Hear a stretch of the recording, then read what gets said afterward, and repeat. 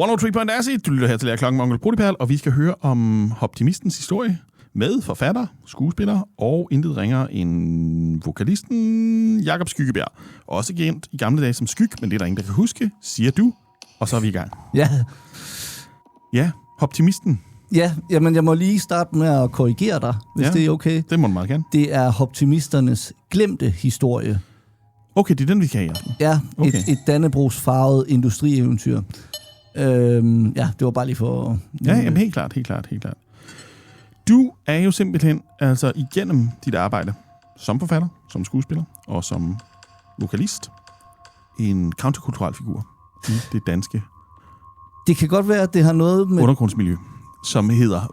Hvad er undergrunden? Det er det, der med ikke er over, altså det, som ikke er flyttet over bæret, eller på en eller anden måde. Nede i bæret, der har du været i mange år. Men der er sket noget nyt, kan man sige. Ja. Fordi... du har fået succes med nogle bøger, jo. Ja, og jeg har så været netop i forlængelse af det, været i gang med at researche til den nye roman, jeg arbejder på, hvor der er et historisk spor, som foregår i Horsens fra 1950 til 1975. Og, okay. Du er selv fra Horsens? Ja, fra mellem Horsens og Vejle. Hvad hedder det derfra? Det hedder Intedsteds. Intedsteds? Ja. Okay.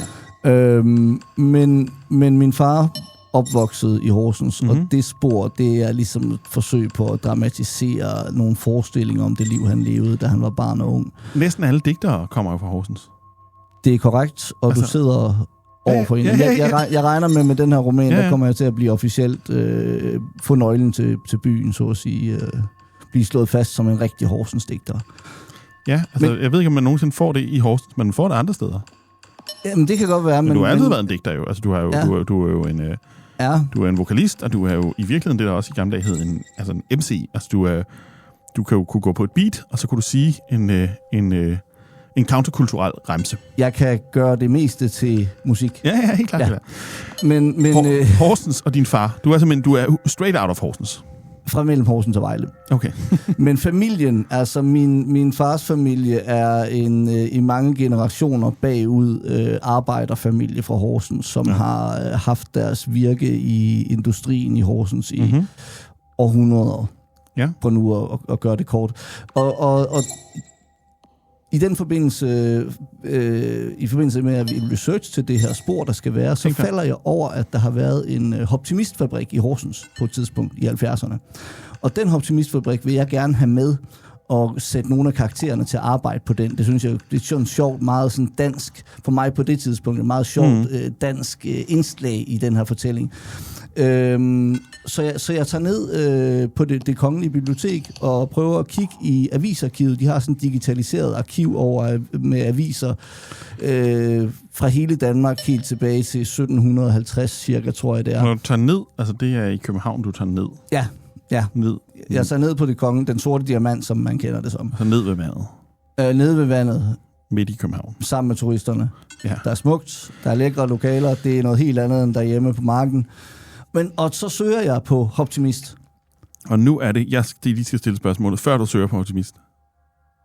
Det må vi komme til lige om lidt. Lytterne sidder og siger, hvad er en optimist?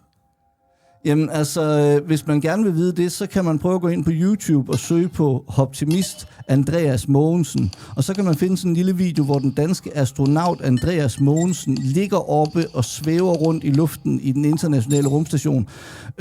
Og så skal han ligesom vise, at han er i vægtløs tilstand, og det gør han ved at trække en lille optimist frem. Okay. Der, hvor han så begår den fejl, vil jeg mene, det er i det, at han kalder den figur der for en optimist. Det er både og, fordi i langt de fleste menneskers optik, der er den der lille figur, som er sådan en slags rund boble, der er delt på midten og forbundet med en fjeder, og som så hopper, når man rører ved den. Det er optimisten, men i virkeligheden så dækker begrebet optimist over meget andet og mere end det. Ja, det skal vi ned til. Men lad os lige forklare. Så hvis du går i Illums bolighus, hvis du går i Magasin, hvis du går i en tidligere hippies sådan rødstrømpe hjem, så stod den der. Og det er et boblehoved, ikke helt som en smølf, men det er ligesom et ansigt, som bliver skilt før hagen. Og under hagen, der er der så en spiral. Lidt af den der spiral, som børn også havde, der kunne gå op og ned af en trappe. Altså en spiral, som så er en fjeder. Og den fjeder går så ned i en cirkel, hvorpå der er monteret nogle ben. Og ideen er så, at du kan give den et dask, og så hopper den for evigt, men den kan også stå og hoppe lidt. Altså, den er også en uro. Ja, det er faktisk... En mobile, som det hedder på. Jamen, det er sjovt, du bringer det udtryk på banen, for det er faktisk det er faktisk den måde, den bliver forklaret på dengang der i 70'erne, i den oprindelige optimistfortælling. Den fås jo så også nu i plastik, hvor fjederen er væk, hvor den så ikke har urofunktion. Og det er blandt andet det, som gør mig vred, eller hvad man skal sige. Det er det, der får mig til at bide på den her historie. Det er, at i dag, der er optimisten... På optimistens vegne, der bliver du. Ja, fordi den optimist, du kan gå ned og købe i Ilums Bolighus i dag, den bliver introduceret på markedet i 2009. Mm-hmm. Det er en retro-optimist. Ja. Og den hedder faktisk rigtig Bimble eller Bumble. Alt efter den har åbnet øjne eller lukket øjne, så hedder de Bimble og Bumble. Det er en model eller to modeller af optimisterne, som er en større familie. Og den bliver i dag, og siden 2009, er blevet markedsført som jeg skal lige prøve at finde det frem her, hvad det er, de siger. Den bliver markedsført som... Her har jeg fra optimist.com, hvad de selv skriver. Det er nemlig hele ideen bag optimisterne. At sprede glæde og sætte smil på alles læber. Men i virkeligheden, så var det, fandt jeg så ud af, dengang jeg skulle ind og research og finde ud af den her optimistfabrik i Horsens, fandt jeg ud af, at skaberen af optimisterne, Gustav Ehrenreich, han har i november 1973 givet et større portrætinterview til Aarhus Stiftstidende, hvor han fortæller, at den rigtige filosofi bag optimisten, den er, man kan sige, et produkt af slut 60'erne, start 70'ernes pacificeringssamfund. Og jeg kan prøve at give dig et citat her fra det, han siger. Og alt det her finder du nede på den sorte diamant? Det finder jeg på den sorte diamant. Hold da ferie, du er stærk. Jamen, det er et godt sted. Jamen, det er meget spændende her. Jeg skal lige prøve at høre, før du... Jeg bliver nødt til at stille et spørgsmål. Det er vildt spændende her. Er der en mytologi omkring optimister? Jeg skriver lige ned. Er der en mytologi, ligesom smølferne eller sådan noget der? Er der mere? Fordi du siger, den ene hedder Bimbo, og den anden hedder Bambo. Altså, er der forskellige? Og alt det siger vi tilbage. Ja, altså, jeg kan lige... der er jo flere modeller. Altså, egentlig så starter det i... Den allerførste optimist kommer på markedet i 1968, og det er den, der hedder Busy Bird. Det er en fugl med bevægelige vinger, som hænger i en fjeder fra loftet. Og den kan du også købe i dag. Den er også på markedet i dag, men det er ikke optimist selv, der sælger den. Så den er ligesom rykket ud af optimistfamilien og blevet sit eget produkt. Men det var den oprindelige optimist. Og det er da den fugl kommer på markedet, at AS Optimist bliver dannet. Og AS, aktieselskabet Optimist, er så et uro. Ja. Altså det, som hedder en uro, eller en mobile på engelsk, producerende virksomhed. Ja. Og nu tilbage til det, du fandt for Aarhus Stiftstidende. Ja, fordi at da Ehrenreich, han skal præsentere historien bag optimismen, da han laver det her han giver det her portrætinterview i november 1973, der er optimisten blevet kæmpestor. Og han er dansk, ham her. Ja. Hvad hedder han? Han er fra... Ehrenreich. Ehrenreich. Gustav Ehrenreich. Det lyder jo lyd, som om han... Ja, jeg ved heller ikke, om jeg gør meget ud af at udtale navnet rigtigt. Det kan være, det gør jeg faktisk udtaler det forkert. Men han er født i Rønde, 11. november 1917. Og det er over ved Kalevig. Ja, det er derovre på vej op ad Djursland-agtigt. Ude på spidsen mod Helgenæs. Det er der... Dejligt sted. Stadigvæk den dag i dag. Og meget ancient. Ja, men hvis der sidder nogle lytter derude og overvejer, hvor de skal tage hen her i weekenden, så kan jeg da sige, tag til Rønde. Eller kom til Alken og hør foredraget her. Men, det gør du i Alken, som også er uden for Aarhus. Ja, Alken kommer vi tilbage til. Vores jingle er jo lavet af Flemming Dalum, der også bor i Rønde. Okay. Ja, jamen, en hilsen til ham så her. Det kan være, at han vil lytte med ekstra stor opmærksomhed fra nu af. Men han bliver født i Rønde. Kommer i lære på et træværksted i Kolin. Som er uden for Aarhus. Som ligger stort set samme sted som Rønde. Kolin, ja. Okay. Kolin. Ja. Ude på Djursland. Yep. Det jeg troede for det. Og derfra rykker han så til stilling ved Skanderborg. Hvor han så endelig... Fordi han har... utroligt. Jeg håber, lytteren kan følge med i historien. Men han har, Gustav Ehrenreich, han har allerede fra han er dreng, har han en meget... meget glad for at bruge sine hænder til at materialisere de idéer i virkeligheden, som han får i sit hoved. Så han er helt fra han er lille, han er meget glad for at lave ting i træ, og han laver de her biler i træ til sine klassekammerater og sælger dem til dem. Og den lyst... Altså en venture-kapitalist. Det bliver han. Tro mig. Men han er samtidig en kunstner, så de to ting kommer til at clashe lidt i hele optimist-eventyret.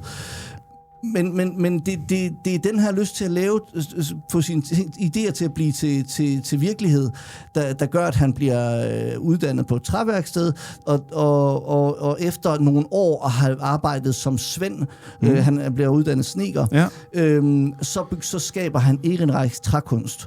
Og det er hans første virksomhed, hvor han laver unika-værker i træ.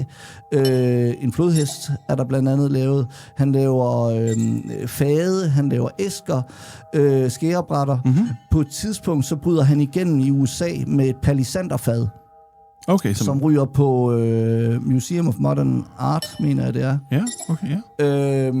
Og derfra så bygger han, for at gøre det kort, så bygger han et navn op inden for kunsthåndværksverdenen internationalt. Okay.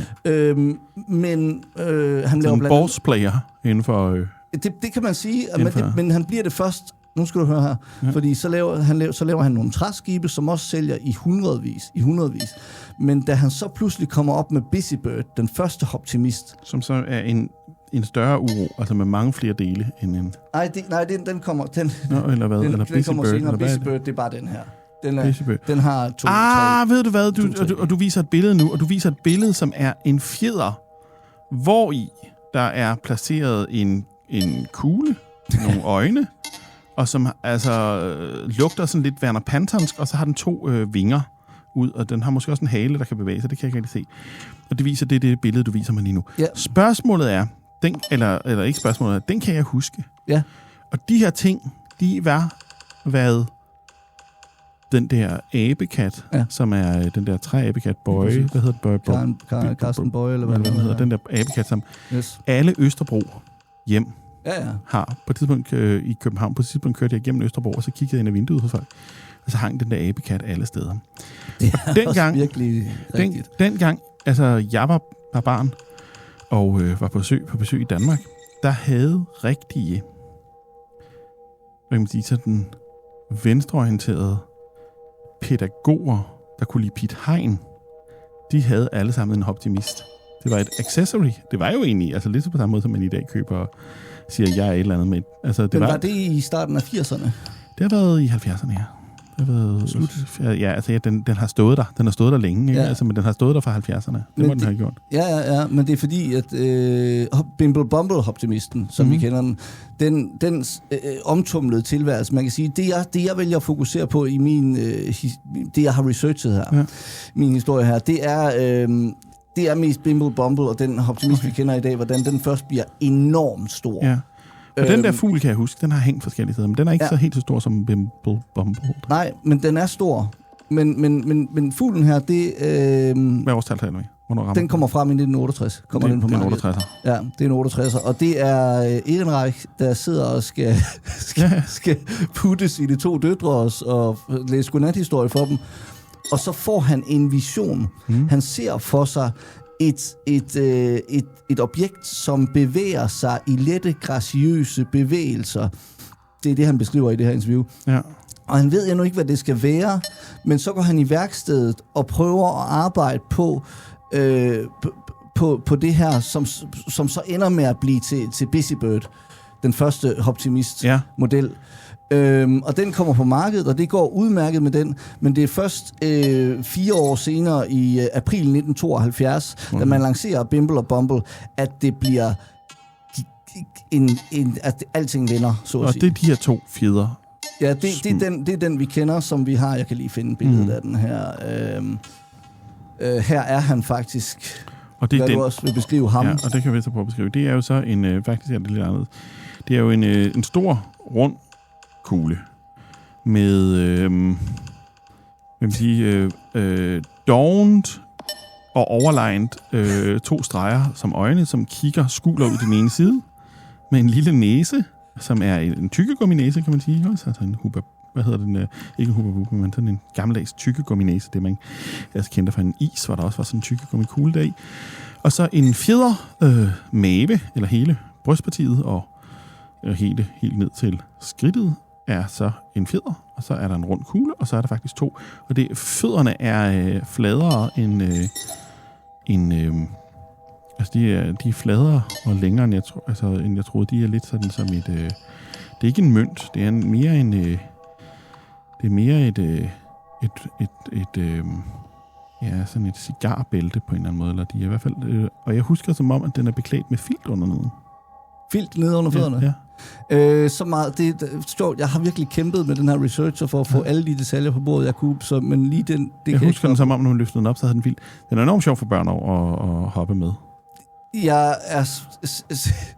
Det bliver den i hvert fald også kendt som, kan man sige. Ja.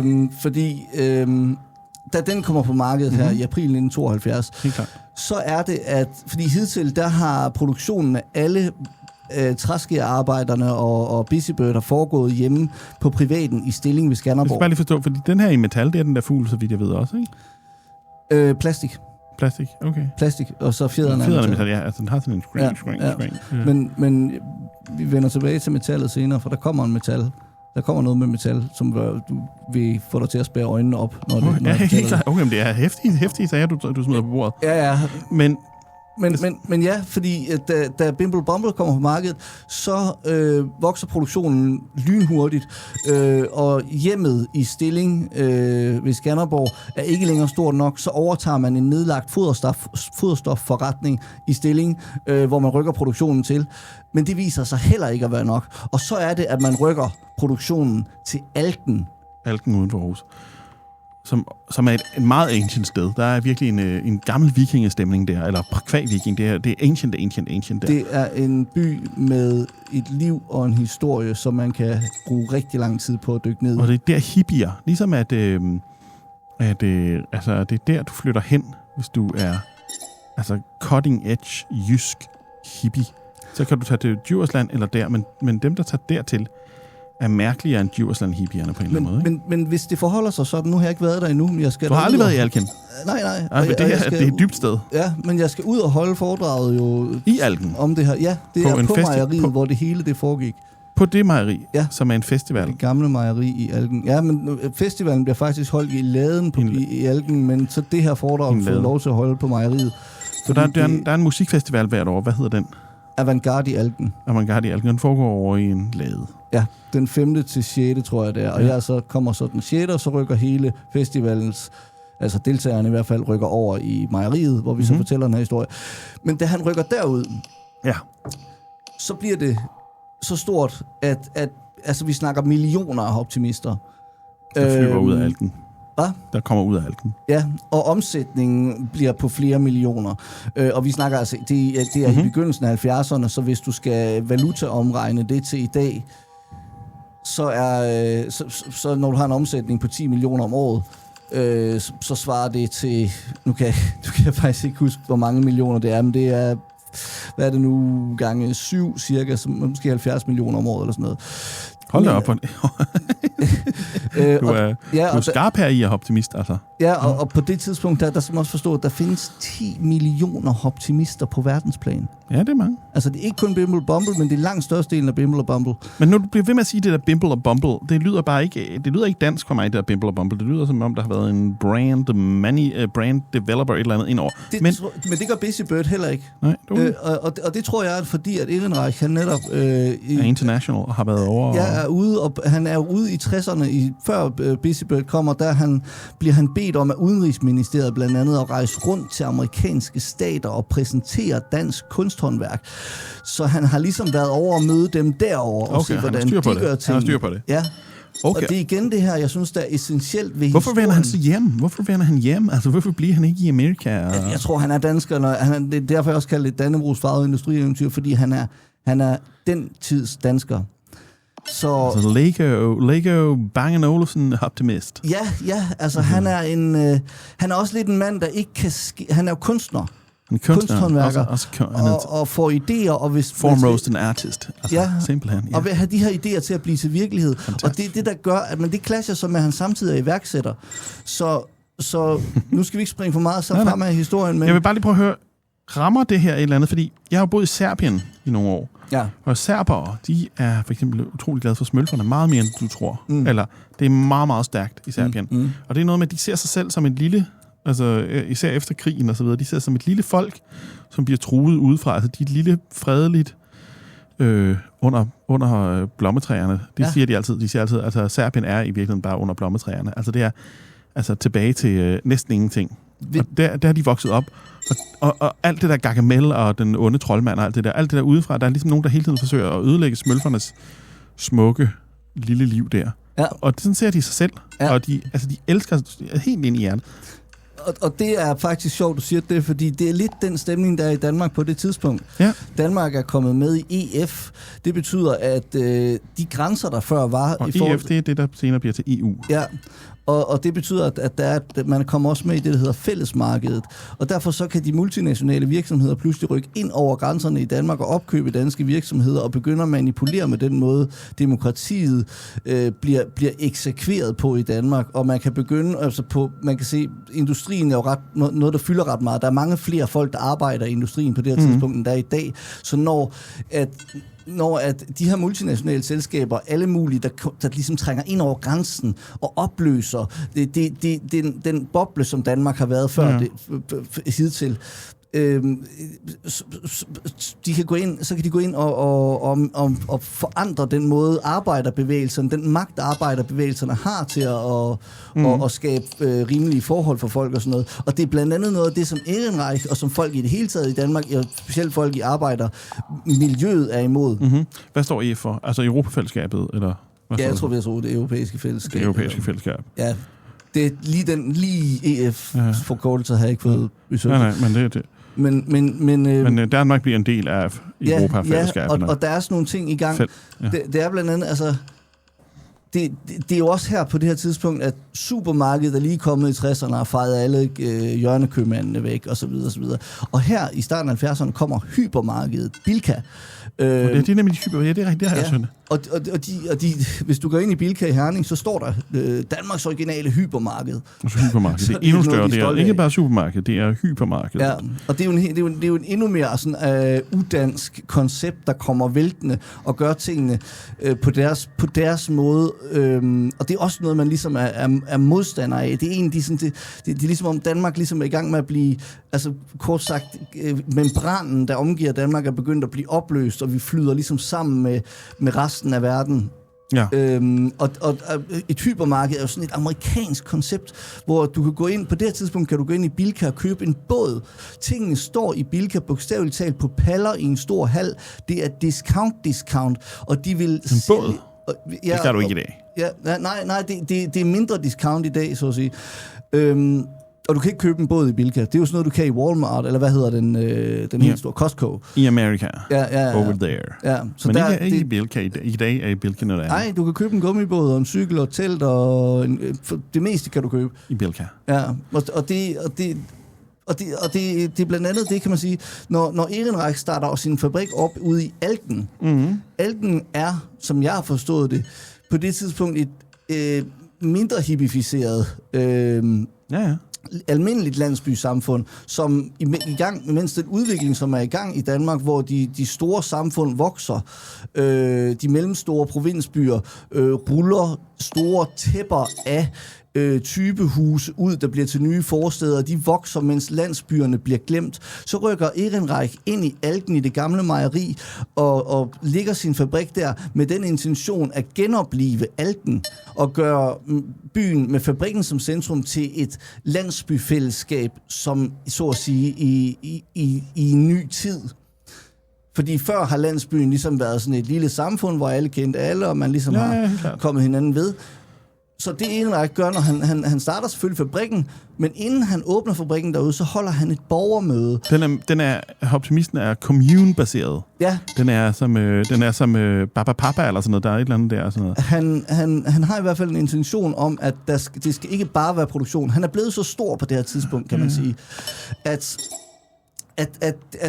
der er mulighed for at gøre noget for samfundet også. Og vise, at samfundet kan være på en anden måde, end staten ligesom gør det til.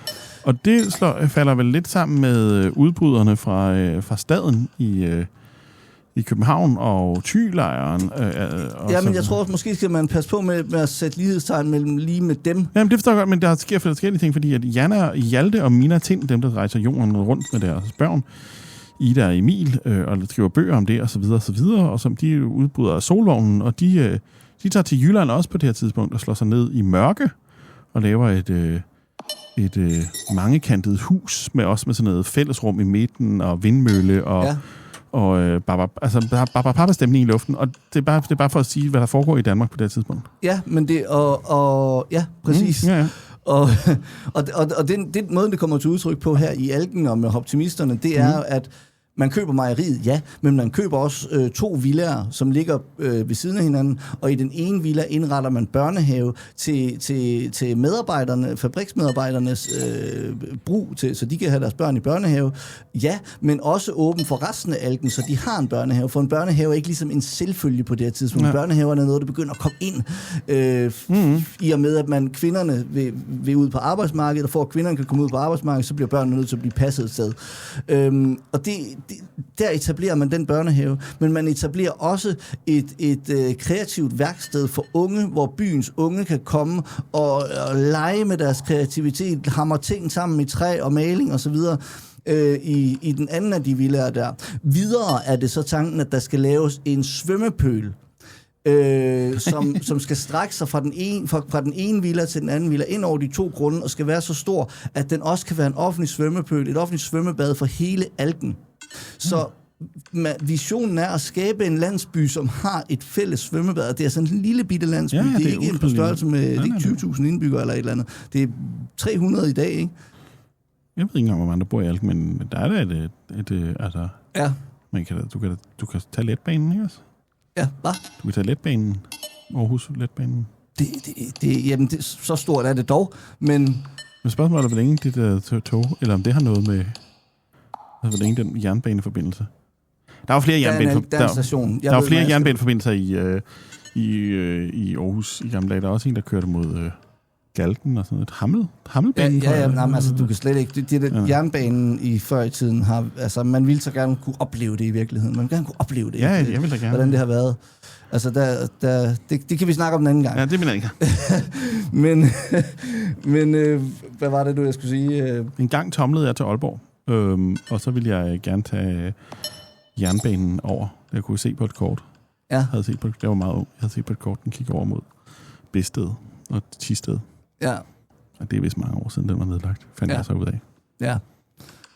Altså mange år siden. Jamen, nede ved Horsens kunne du også tage toget til Juelsminde, og du kunne sejle fra Horsens og ud til øerne ud. Men nu kommer vi lidt væk fra emnet. Ja, lige nu et sted. Men det var, fordi jernbanen var simpelthen... Altså, det var da folk ikke havde bil endnu. Så var jernbanen det, der knyttede hele verden sammen. Det er ganske forjættende at tænke på. Men det er når du måske klippe ud, det her. Nej, vi klipper ikke. Nej, vi tager hele historien, du. Har du kørekort? Ja, hvad? Har du kørekort? Ja. Jeg har jo ikke kørekort. Til bil. Ja. Jeg har ikke kørekort, så jeg er jo... Du er på cykel. Jeg er en train nerd, ikke? Altså, jeg vil gerne have de der linjer der. Ja. Drømmer om de der linjer. Nå, go on. Ja. Du kan stå af. Du kan tage toget til Alken. Ja. I hvert fald så er der, vil jeg lige sige, svømmebadet når aldrig nogensinde at blive lavet. Så forudsætter jo ligesom, at det her det kommer også til at stoppe igen på et tidspunkt. En anden vision, det er at skabe et idécenter på en nedlagt mølle nogle kilometer nord for Gedved, som hedder Møllebæk Møllegård. Og der vil man invitere... Men Gedved er tættere på Horsens, ikke? Jo, men han strækker sig ligesom, så han har fabrikken i Alken, Stilling og Horsens. Der er der afdelinger, men der skal så også være en der nord for Gedved.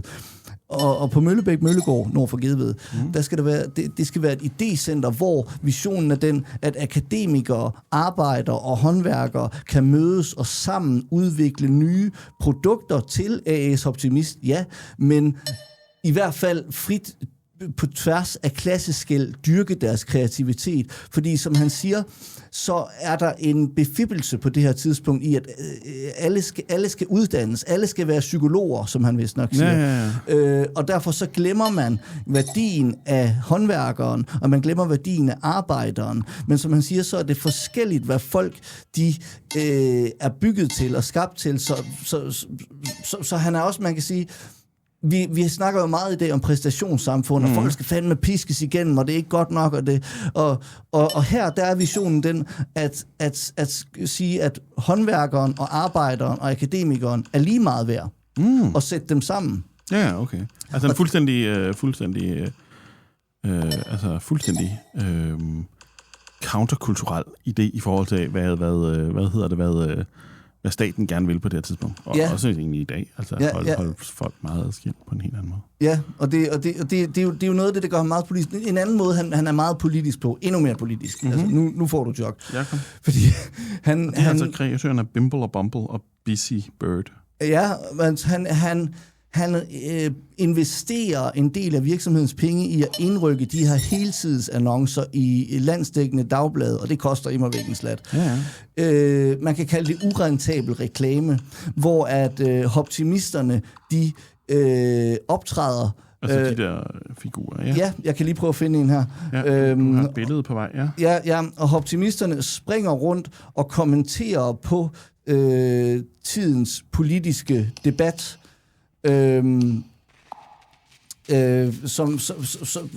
hvor det for eksempel statsministeren kan få et par hug af de der optimister, eller kildeskatten kan få et par hug, og det er meget interessant, at det er lige kildeskatten, fordi tit ude efter kildeskatten. Igen, nu forudsætter jeg lidt, hvad der kommer til at ske senere, men også for eksempel... du kan prøve, jeg kan prøve at give dig den her. Der har du en af dem. Der er simpelthen en tegning her af to optimister, der taler sammen, men kan simpelthen, mine øjne er for dårlige. Jeg kan ikke læse, hvad der står. Nej. Men der er en lille optimist, der kigger op til en større optimist. Ja, og så siger den lille, hvis jeg nu skrider i en klat fra så mange fugle, er det så trafik eller forurening? Fordi luftforurening er en ting, man først er begyndt at sætte ord på lige her. Ja. Og trafik er noget, man ligesom har forstået i et stykke tid, at vi skal til at have bygget nogle omfartsveje i byerne, for at trafikken kan komme udenom bykernen. Så klart. Og så svarer den store, spørg hellere Kampmann. Han kan det hele. Og Kampmann er jo så... Han er politiker på det her tidspunkt. Politiker, ja. Nu her igen må jeg blive der svar skyldig, hvad han egentlig lige, hvilken position han lige besidder på det her tidspunkt. Ja. I 1972, hvor den er fra. Det er jo også før... Er det før din tid, 72? Nej. Jo, det er det da. Er det simpelthen? Ja. Jeg ved ikke, hvornår det er.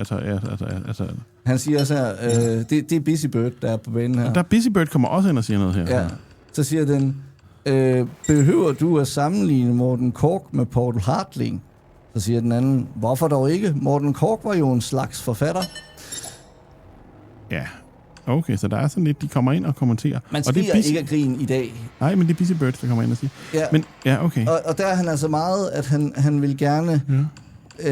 Han vil gerne give de her hug, han kalder det små hip. Han kalder det hip. Hip-hop.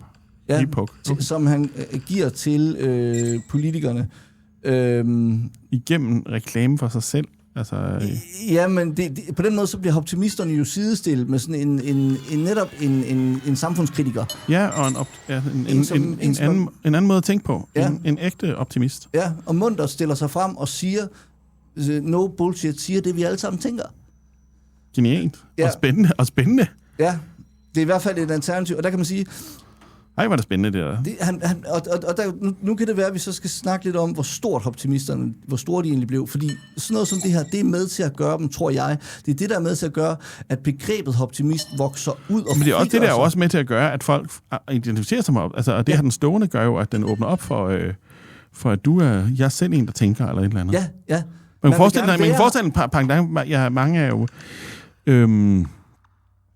Jeg skrev en bog om AI for mange år siden, længe før alt det der pjat, og jeg følger selvfølgelig stadigvæk med i alt muligt med fis og ballade, men mange af det siger ligesom nu, at altså, hvordan vi lukker ned for at tænke og så videre, og så videre. Man kunne forestille sig en maskot for folk, der siger, jeg tænker stadig selv. Det er lidt det, den gør, ikke? Altså, ligesom, hvis vi forestiller os nu, at vi siger, AI tænker for dig, nu er du begyndt at tænke mindre, og så er der nogen, der siger, jeg vil stadig tænke. Ja. Og så på en positiv og sjov måde har de måske et badge, eller en sjov hat, eller et eller andet, og siger sådan, jeg tænker selv endnu, eller sådan noget lignende. Der taler du faktisk lige ind i de ting, jeg går og grubler meget. Det kan være, at vi skal lave sådan en badge. Der er et eller andet med, jeg praktiserer jo selv kulturel friction maxing. Det ved jeg så ikke, hvad det betyder, men det lyder rigtig spændende. Friction maxing er sådan en bevægelse, der er nu, nu hvor alting er blevet så nemt, så gør man tingene lidt mere besværlige for sig selv. Man i stedet for at tage et eksprestog, så tager man 2 regionaltog for eksempel, eller man klarer sig uden GPS og prøver at huske vejen og så videre.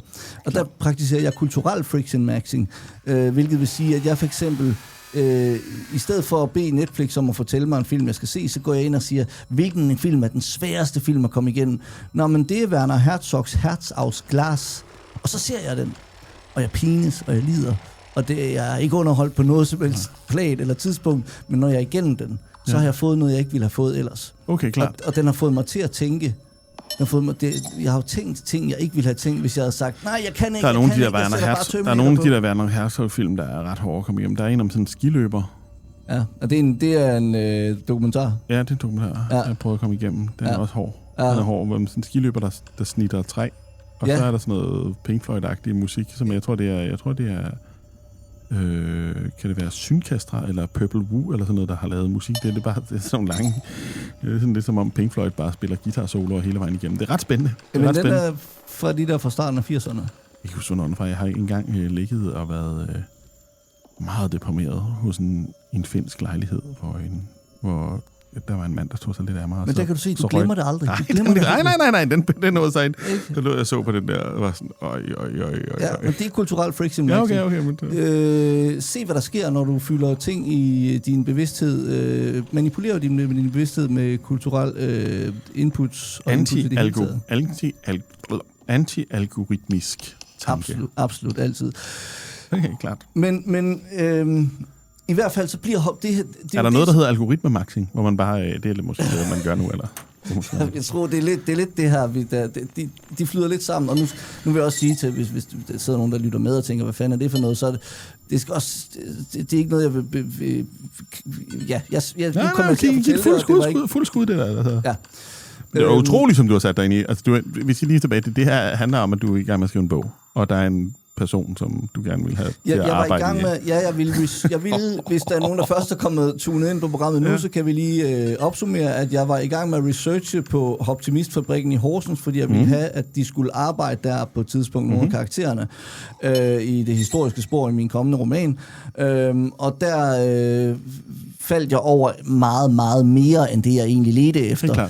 Og der fik jeg så sammenlagt et kæmpestort billede af optimisternes historie, og jeg har skåret det ud, jeg skulle bruge til min roman. Det, jeg ikke skulle bruge der, det har jeg så valgt at gøre til et foredrag om optimisternes glemte historie. Et dannebrogsfarvet industrieventyr, som jeg holder i Alken den 6. juni kl. 13 på mejeriet. Okay, du tager optimisten tilbage til Alken simpelthen. Det gør jeg nemlig, og vi glæder os alle sammen til det. Ja, de glæder sig, det kan jeg da.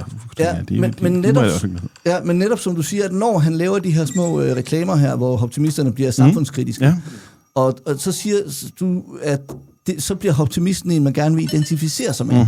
Og det er nemlig lige præcis, hvad der sker, tror jeg. Det er også måske identificerer man sig, du der bare med den. Jamen, ja. Altså, det er jo derfor, jeg kalder den en dannebrogsfarvet industrieventyr, fordi det er så dansk. Det er så meget den her tids dansk. I dag vil det ikke give nogen mening at sige, at det var særligt dansk. Men i hvert fald så sker der netop det, at folk begynder at kalde sig selv for optimister. Så optimist bliver et begreb, der ikke nødvendigvis peger på nogen af figurerne, hverken Busybird eller Bimblebumble. Det bliver et begreb, man kan omtale sig selv som. Så for eksempel, når der står en entreprenør nede i Kolding og skal opføre nogle typehuse, og der er en eller anden udfordring, jeg ikke husker, hvad udfordringen er, men så siger han i hvert fald i forhold til det her forestående projekt, jeg er optimist. Og der kan også være politikere, der kommer frem der stiller sig frem i pressen og siger, det kan godt være, det ser sort ud, men jeg er optimist. Og Optimisten har det begreb, som i gamle dage også hed mulighedsbrillerne på. Ja, og det har den, og man kan sige at være, fordi det er nemlig ikke, det er ligesom om danskerne glemmer, at der er et udtryk, der hedder optimist, og så bruger de bare optimist i stedet. Og så er det, man kommer til at tænke, hvad betyder det der optimist egentlig? Fordi det er ligesom om, det betyder en ukuelig optimisme, altså en fuldstændig dumdristig optimisme. Uanset hvad man står overfor, så vil det ikke kunne gå galt. Og det er også noget af det, der kommer til at spille ind, når det her eventyr, det lige om lidt springer i luften, inden det knap nok er kommet i gang. Ja, okay. Ja. Hvordan optimistbegrebet ellers kommer til at leve uden for figurernes verden, er, at et eksempel, det er, at der også huse bliver solgt til optimistpriser. Hvad er det? Hvad vil det sige? Okay. Og så må man, det er lidt sådan en abstrakt formulering, som en eventuel huskøber selv må forholde sig til. Vil jeg købe det her hus, fordi det bliver solgt til optimistpris? På samme måde, så er der vaskemaskiner, maling, gulvtæpper, biler. Du kan købe en Austin Allegro til optimistpris på et tidspunkt. Ja, okay. Videre så bliver det faktisk så stort, at i julen 1972, der dropper Handelsstandsforeningen i Viby i Aarhus. De dropper julepynten. De har ikke nogen juletræer på Viby Torv. I butikkerne har man ikke nogen julemænd. I stedet så har man optimister, som man får fremstillet. I stedet for at have 2 store juletræer på Viby Torv, så smider man dem væk, og så får man fremstillet 2 gigantoptimister. Jeg kan prøve at vise dig. Jeg kan lige vise dem der. Og nu viser du et billede, og jeg skal lige have mine briller på. De er 2,5 meter høje. Og der står en person ved siden af nogle meget store optimister, samme dimensioner og samme, som de andre, men så bare altså forstørret, ikke? Altså. Det sjove ved de her, det er, at de er fremstillet på skibsværftet i Aalborg. Ja. Så man er nødt til, fordi de skal være så store, så er man nødt til at få, eller også så er det er bare fjederen, tror jeg, der er fremstillet på skibsværftet i Aalborg. Ja. Det er jo fordi, du sagde det med metal før, så vil jeg sige, man er nødt til at forsøge på at forestille dig den store støbeovn, der hælder flydende metal ud på skibsværftet i Aalborg, for at skabe så stor er det optimist craze, at man fra Viby ringer og siger, at vi skal fandme have 2 optimister så store, at de skal fandme skibes ind med en stor pram fra Limfjorden og ned til ind med havnen. Hvor er de optimister i dag? Det har jeg endnu ikke fundet ud af, men det vil jeg gøre, når jeg har holdt foredraget, så er planen den at tage alt det her, og så skrive en lille pamflet. Mejeriet har sagt, de vil gerne involvere. Nu skal jeg ikke sidde her. Nej, men du har nogle... Muligvis kommer der et reelt udgivelse ud af det. Du er blevet grebet af det her. Ja, nu kan jeg mærke, at jeg bliver det. Men må jeg lige, fordi jeg skal finde det der citat. Men det er grov løjer, at du er... Altså, det her, det er Danmarks historie, og det er Danmarks historie, ingen andre har... Ja, da Viby... Har husket. Jamen, det er det. Det er det, jeg elsker ved at finde sådan noget her. Jeg har i min nye roman, der vil man kunne få nogle flere sådan nogle glemte Danmarks historier, som jeg har fundet frem. Men det her med at droppe julemænd og juletræer og sne og girlander og stokke og hvad har vi, der forbinder folk med jul, det er, udtaler en talsmand for Viby Handelsstandsforening her i 1972. Målet er at slå et nyt bomærke fast i kundernes bevidsthed. Optimisten. Bomærke, det er det samme som et logo. Ja, så man ønsker altså... Vibys logo er optimisten. Viby. Viby J. De handlende og der siger man Viby J. Ja. Altså Viby Jylland. Ja, eller J.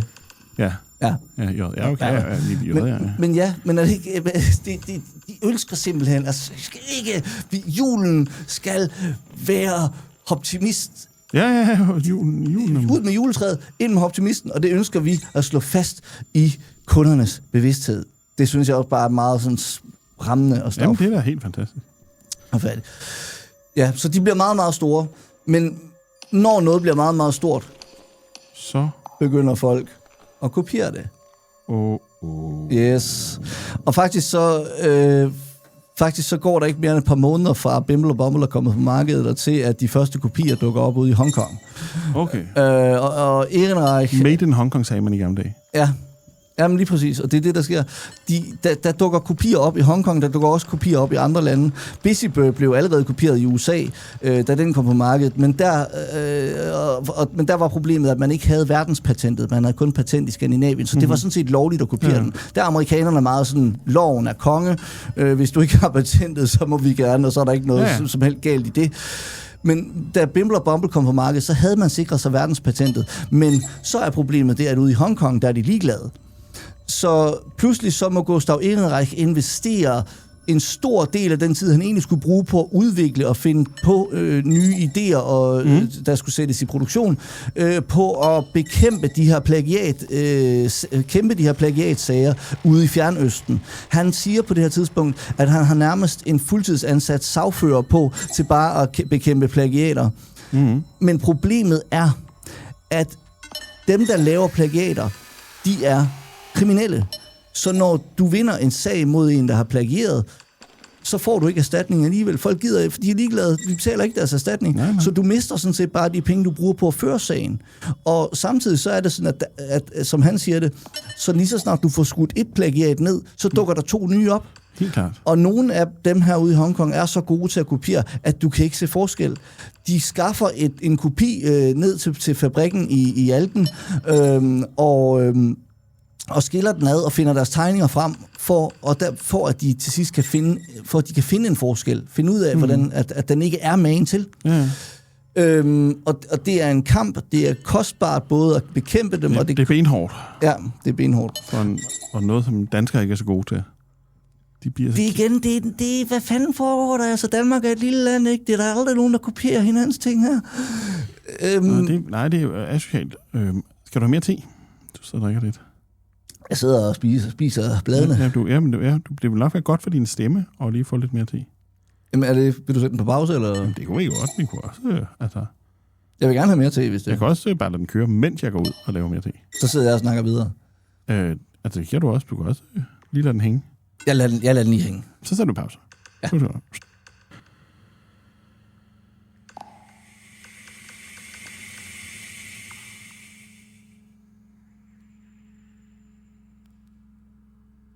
Ja, og så har du fået en kop te, og det er jo noget med, at te er bedre at tale på end kaffe, har jeg af erfaring i hvert fald oplevet.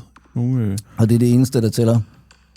Altså, hvis du skal tale meget i gamle dage, så talte jeg jo meget. Altså, sådan noget blablabla. Jeg kunne lave sådan nogle lange forelæsninger, hvor der stod og frøvlede løs. Ja. Og jeg voksede op med ikke at drikke kaffe. Jeg voksede op med at drikke te, og derfor så... Jeg ved, om det var min hemmelige, fordi så senere begyndte jeg at drikke kaffe. Nu drikker jeg jo lige en kop kaffe om morgenen og sådan noget der. Og så kan jeg, hvis jeg skal lave radio, så bliver jeg nødt til lige at have en. Det er derfor, du har den her te, for den er virkelig god. Altså... Nå, det er jeg glad for, men det er bare... Det er den type te, jeg vil til at drikke. Fordi jeg synes altid, man får... Så er koppen væk, og så skal du finde en ny, og det her bare hælde det i, og så bare vand oveni. Jamen det er... Jeg tror, det er lidt cowboy-stilen, men altså... Men det kan jeg også godt lide. Altså, for fanden ikke. Igen, det er friction matching. Ja, okay, ja, men klart. Men så det er ren friction matching. Sådan er det. Og det er sådan, vi ruller her. Så langt, så godt. Optimisten. Hongkong producerer den. Ja, fordi plagiaterne vælter rundt ud i verden. Man kan ikke sige, at de strømmer ind over landets grænser. Det kommer de først til senere. Igen foreshadower, hvad der kommer til at ske. Ja. For at få lytteren til at blive her og hænge i og hænge ved. Ja. Men hvad gør man, når at man bliver plagieret ude i Hongkong, og man næsten ikke kan se forskel på... Men lytteren lige nu, de hænger på stolekanten. Det kan jeg godt lide. Men hvad gør man, hvis man bliver kopieret ude i Hongkong, og man næsten ikke kan kende forskel på kopien og originalen? Man skaber man skaber en optimist, som er så avanceret, at den ikke kan kopieres. Det er også det, du går ind for i urverdenen, du siger, okay, men så skal I bare så løjer, så laver vi et ur, som er... Jamen, så vil du kunne lide det, jeg fortæller nu, fordi Ehrenreich, han, som jeg sagde, så har han helt fra barnsben kunnet lide at se en idé komme til syne for sit indre blik, og så gå ud og prøve at se, hvordan den idé bliver til virkelighed. Ideen er jo aldrig det samme, som du har inde i hovedet, som det, du får skabt på papiret, så at sige. Og derfor så er det også naturligt for ham at sige, jeg skal skabe verdens mest avancerede optimist. Og det bliver til den optimist, der hedder Tivoli Birdie. Og jeg har et billede af den her. Ja, og den må vi så lige... Ja, jeg skal lige starte med at fortælle lidt om den, fordi så skal jeg høre, hvor skuffet du bliver, når jeg viser dig den. Fordi Tivoli Birdie, det er, du ved, vores lille ven, Bimble og Bumble. Den har 2 bevægelige dele. Eller er der 2 forskellige? Er det hvordan, og hvad er forskellen? Er det, hvordan øjnene sidder? Eller hvordan den ene, den blinker. Okay. Og det er kvinden. Så. Men Bimble og Bumble lyder jo for mig lidt... skal vi ikke... Det må vi slet ikke gå ind i, men jeg synes bare... Altså, det er lidt... Er det ikke lidt maskulinum begge dele, eller hvad man siger? Jamen, jeg kan heller aldrig finde ud af, hvad for en, der hedder hvad. Men det er en mand og en kvinde? Oprindeligt så er det en mand og en kvinde, og kvinden det er den, der blinker. Okay. Og det kan også være det omvendt. Anyways, så har Bimble og Bumble 2 bevægelige dele. Den her, som jeg sidder og kigger på herovre, den har 22 bevægelige dele. Og for at kunne udvikle den... Tag den Hongkong, altså. Hvad så? Ja. Tanken er jo netop, at den skal være så avanceret, at Hongkong ikke kan kopiere den. Mm-hmm. Men det gør også, at den er ekstremt kostbar at udvikle. Mm-hmm. Fordi hvis du skal lave 22 bevægelige dele, som alle sammen skal harmonere med hinanden, det ved du som urmager, at den her graciøsitet, der skal være i mobilens måde at bevæge sig på, for han omtaler nemlig også flere gange optimisterne som mobiler. Du kan du sådan en uro i starten, og det jeg synes også var sjovt.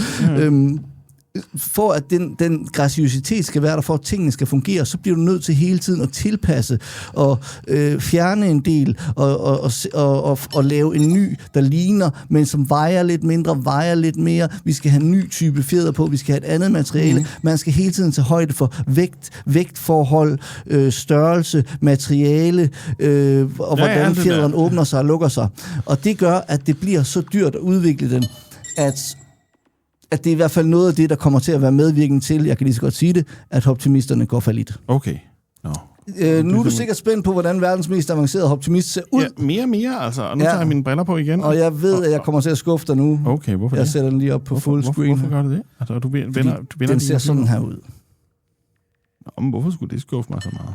Jamen, det ved jeg ikke. Når man siger verdens mest avancerede optimist, så tror man, det er helt vildt at se på. Men som den står der... Det er det eneste billede, jeg kunne finde af den.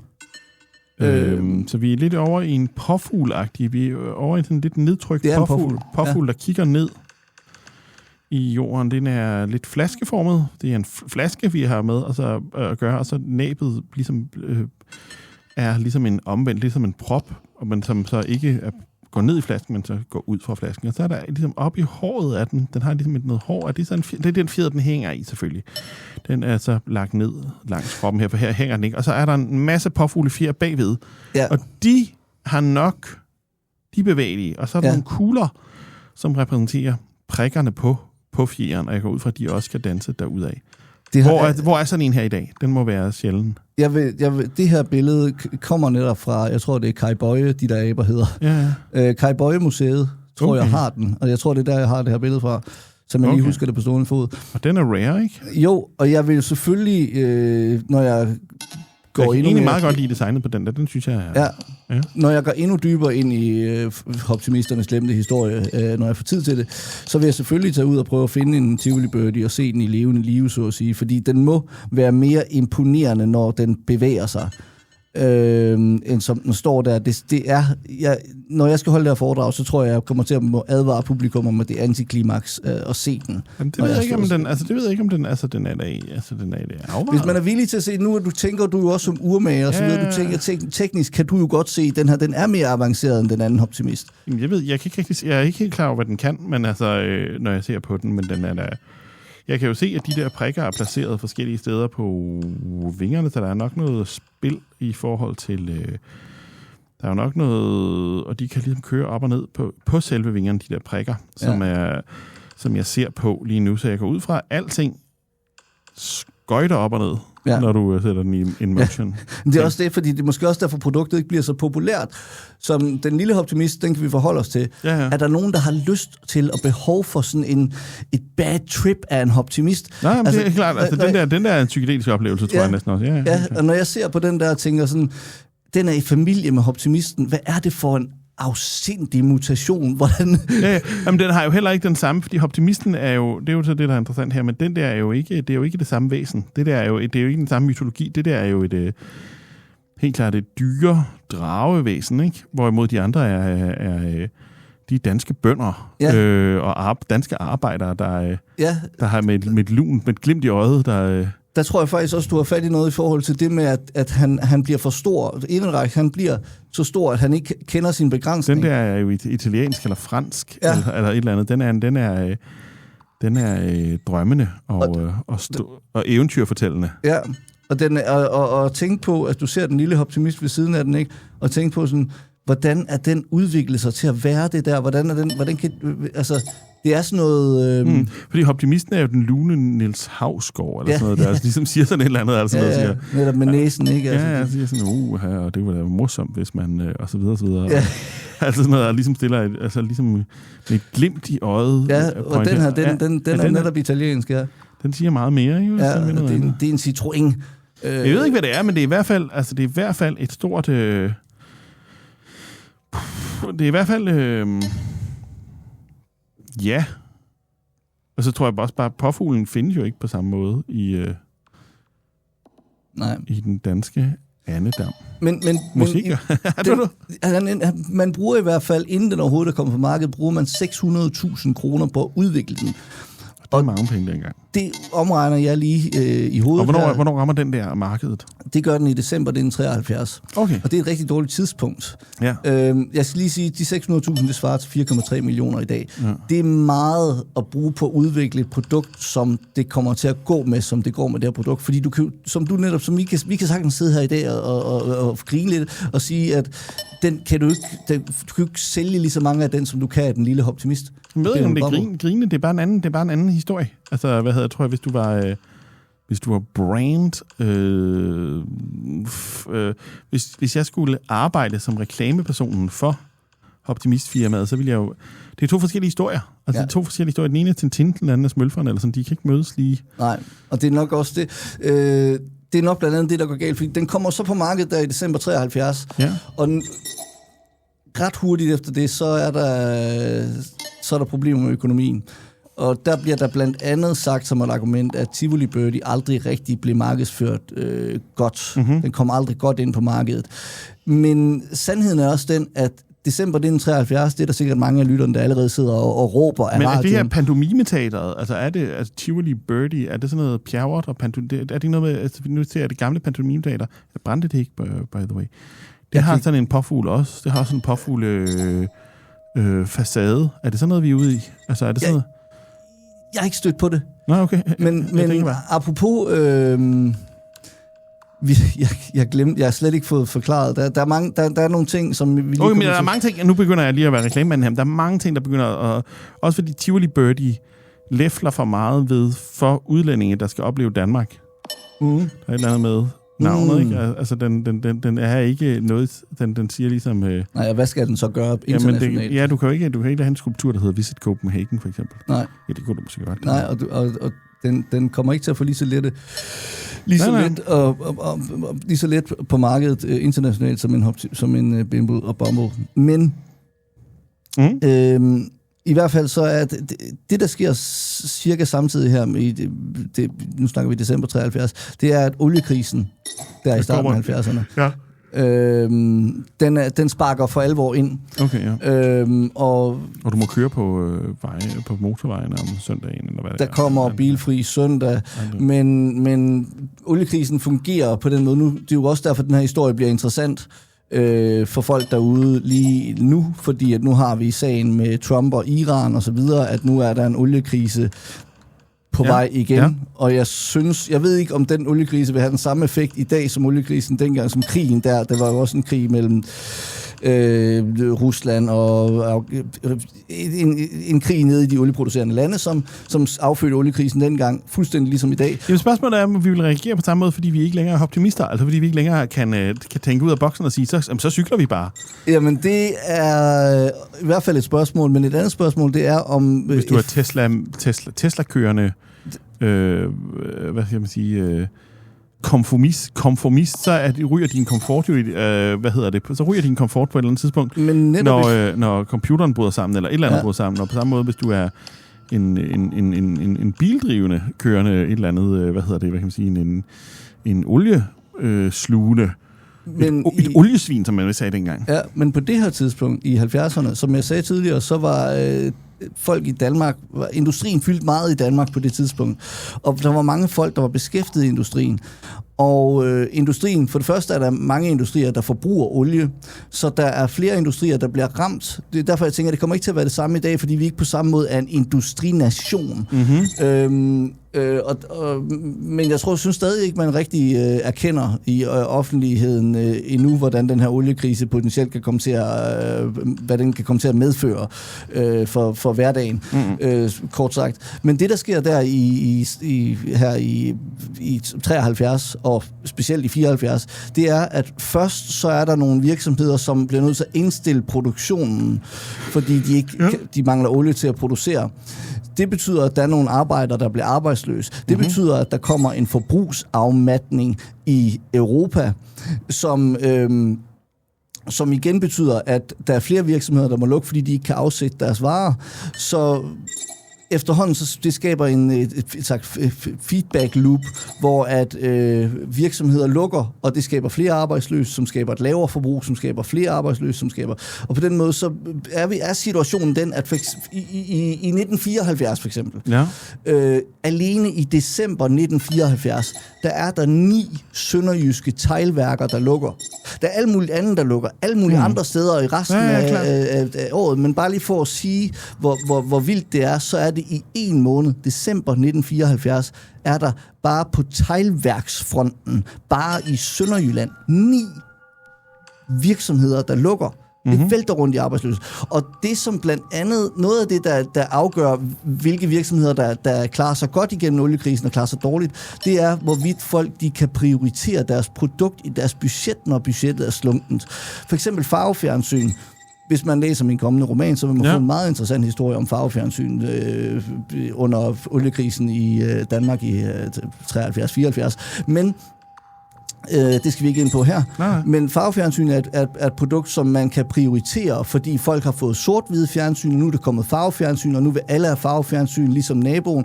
Du vil i sommeren 74 gerne se VM i fodbold i farver fra Vesttyskland. Det er noget, der bliver solgt farvefjernsyn på. Det er man enige om. Men noget, som folk ikke kan prioritere i en slunken økonomi. Kan du gætte, hvad det er? Ja, det er nok en Tivoli Birdie. Det er nok en Tivoli Birdie. Og optimister i det hele taget. Så optimisterne er nogen, de er jo et gaveprodukt primært. De bliver ramt hårdt af oliekrisen. Og det falder så sammen med, at man har satset alt på at udvikle den her Tivoli Birdie, den her påfugl, som så ikke kan sælges. Nu sidder jeg igen og kommer til at grine. Men jeg griner ikke, fordi det er sjovt. Jeg griner, fordi jeg synes, det er vildt. Ja, tragisk, komisk og alt det der. Ja, det er interessant, at tingene hænger så flot sammen. Og det er to af de ting, fordi der knækker den altså Tivoli Birdie. Så da Gustav Ehrenreich bliver interviewet om oliekrisen her, faktisk i december 73, så siger han, det er ikke noget, jeg behøver at tage mig af. Jamen, så siger intervieweren, skal man ikke bruge olie til at producere plastik, som du producerer dine optimister af? Nej, siger Ehrenreich. I dag, der har man andre metoder til at producere plastik. Vi klarer den. Han er selv blevet en optimist. Han er selv blevet den her, som at optimismen peger på en optimisme, som er dumdristig, som er for optimistisk. Man ser ikke realiteterne i øjnene, og det er det, han er blevet. Det er derfor, han laver Tivoli Birdie. Det er derfor, han satser alt på at udvikle den. Det er derfor, han ikke vil ikke indse, at oliekrisen også rammer ham. Han siger, oliekrisen, danskerne piver. De har vendt sig til at have 26 grader i stuen derhjemme. Jeg har altid kun haft 16 grader. Okay. Men sandheden er jo den, at allerede i maj 1974... Ja. Jeg spoler lige tilbage. I april, midten af april 1974, der kommer udmeldingen om, at optimisterne, nu skal de være en del af Helsingør-revyen. Helsingør-revyens skuespillere har været over i Alken og besøgt Gustav Ehrenreich og møde manden bag optimisterne for at forstå optimistsjælen, som de siger. Ja. Fordi optimisterne skal have deres egen afdeling, ikke bare et indslag, men en hel afdeling, en optimistdans i Helsingør-revyen. Men 2 uger efter alle har snakket om, optimisterne i Helsingør-revyen, der går de konkurs. Altså Optimist. Så går optimisterne konkurs. Og firmaet hed? Det status. AS Optimist. AS, okay, det er aktieselskabet. Det hedder det, og det rydder simpelthen, at det rydder ikke forsiden på Aarhus Stiftstidende, men det er på forsiden af Aarhus Stiftstidende. Jeg mener, det er den 7. maj, at de netop er blevet erklæret konkurs. Ja. Kan vi lige give et sekund stilhed? Ja, det kan vi godt. Ja. Og der har altså været... Altså, der skal vi altså forstå, at optimisterne er så store, at der udbryder landesorg. Ja. Noget nær landesorg, da optimisterne pludselig kommer frem, at nu lukker de. Fordi altså, der er gangforeninger, der kalder sig optimisterne. Der er dansehold, der har lavet danseforestillinger med optimister. Optimisterne er i Helsingør-revyen. Der er huset til optimistpriser. Der er folk, der kalder sig selv optimister. Ja. Det er blevet et dansk begreb. Ja. Og nu lukker de pludselig. Okay. Man kan ikke forstå det. Gustav Ehrenreich, han går i gang med at kæmpe en kamp, fordi han vil selvfølgelig ikke finde sig i, og han har danskerne med sig, han vil ikke finde sig i, at optimisterne skal lukkes ned. Nej. Så han begynder at prøve at kæmpe for det her. Men sagen er bare den, sandheden er den, for nu viser sandheden sig, det er, at virksomheden er dybt forgældet. De her 2 villaer i Alken, som jeg nævnte, der var indrettet som børnehave, ungdoms kreativ værksted osv., samt mejeriet i Alken, det er alt sammen lånt op til op over skorstenen. Og det er det første, der viser sig. Siden viser det sig så, at der åbenbart også er problemer med skat. De her små hips, hvor optimisterne sprang rundt og gav politiske kommentarer og sådan noget, de var tit ude efter kildeskatten. Okay. Og det var der en grund til. Ja, kom med den. For det viser sig nu, at Ehrenreich har flere skattesager i bagagen, har været i retten flere gange, på grund af, at der er skat, der ikke er blevet betalt, og på grund af, at kildeskatten, det er den, når du har medarbejdere, så skal du tilbageholde den skatten af deres løn for dem, og så indbetale det. Og det har han ikke gjort. Så man kan sige, at han har været en good guy, han har lavet folk få deres fulde løn, men han har heller ikke betalt deres skat. Så han er, og det der... Kan han blive fældet på det, eller skal de ikke selv betale deres skat af de penge, de tjener? Altså, jeg bliver nødt til at undersøge det nærmere, hvordan den sag egentlig er. Men det, der i hvert fald står i avisen på det her tidspunkt, det er, at han har ikke tilbageholdt A-skat for sine medarbejdere. Så om medarbejderne bare har fået deres løn og været glade for det, det må undersøges. Eller om han har taget lønnen ud og beholdt den til virksomheden, eller hvad der er foregået præcis. Det er noget af det, der gør det lidt svært at skrive om det. Ja, fordi vi ved ikke, om han var en helt good guy, der snød skattevæsenet, som en anden Robin Hood, eller om han var en lidt bad guy, der tog skattepenge og puttede i det kan være begge dele. Puttede i virksomheden, det ved vi ikke. Nej, men der sker... Det der så... han bliver i hvert fald ved med at kæmpe. Men altså, han kan også have været en wild business venture-type, altså. Ja. Nå, go on. Jamen, sagen er, han wild business venture-type. Jeg har et godt citat her, som jeg synes rammer det meget godt, fordi han bliver... Som jeg sagde, så var han både iværksætter og kunstner. Og de 2 ting clasher, fordi han er en kunstner, der gerne vil se sine idéer blive til virkelighed, men han vil også gerne skrue op for virksomheden. Og da virksomheden for alvor begynder at vokse, så ender vi i den her situation, hvor tingene er blevet rodet. Der er ikke blevet betalt skat, der er ikke blevet loven er ikke blevet overholdt og sådan noget, fordi han har for travlt med at få sine visioner til at blive til virkelighed. Så den her beskrivelse, der kommer af ham på det her tidspunkt, er meget god, synes jeg. Kom med den. Man siger, han er den suveræne kunsthåndværker og idémand, der ikke rigtig har kunnet overskue det administrative arbejde, der er fuldt med succesen. Ja, det var jo sådan set det, jeg allerede havde sagt. Ja. Men jeg synes, det er godt, at andre, altså de officielle kilder også har sagt det dengang. Så er det i hvert fald så passer det i hvert fald, stemmer det i hvert fald overens med det, som vi tænker i dag. Det som... nu tror man så, at nu er historien forbi. Det er den på ingen måde. Nej. Jeg kan lige så godt sige det som det, sige med det samme, at optimisterne kommer til at leve videre også efter konkursen. Han får gang i det igen. Men, hvad gør han? Han får gang i det igen. Hvordan gør han det? Ja. Han allierer sig med en advokat fra København, som er meget imod konkurslovgivningen. Og den her advokat, jeg kan sige, i den forbindelse, så siger... Altså, Gustav Ehrenreich, han har... Når jeg siger det der med, at han er den suveræne kunsthåndværker og idémand, der ikke rigtig kunne overskue det administrative arbejde, så kommer det så også af, at hans egen... virksomheden og ham selv har ligesom ikke været skilt ad økonomisk.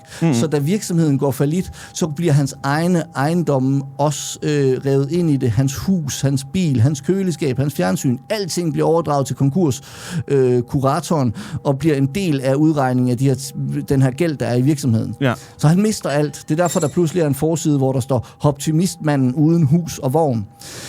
Men så kommer den her advokat fra København, som er imod konkurslovgivningen. Det er Gustav Ehrenreich også, fordi at han får virkelig en hård tur her.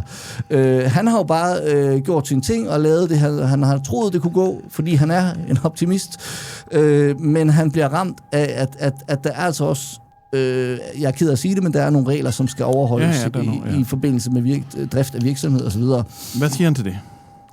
Han siger blandt andet, efter han har allieret sig med den her advokat, som nok skal hjælpe ham i gang igen, som ligesom også er imod konkurslovgivningen. Han siger, at konkurslovgivningen den er for hård ved folk, og de gør det umuligt for folk at rejse sig igen, og hvis du er blevet ramt af konkurs, så bliver du set som forbryder. Og det er meget sigende, at vi har oplevet, han har været hele Danmarks optimistmand, ikke? Og optimisterne har været hele Danmarks begreb, og han er blevet fremstillet som en helt, og pludselig så er det sådan her, han ser ud på forsiden af avisen. Og der kommer der et billede af en... Ja.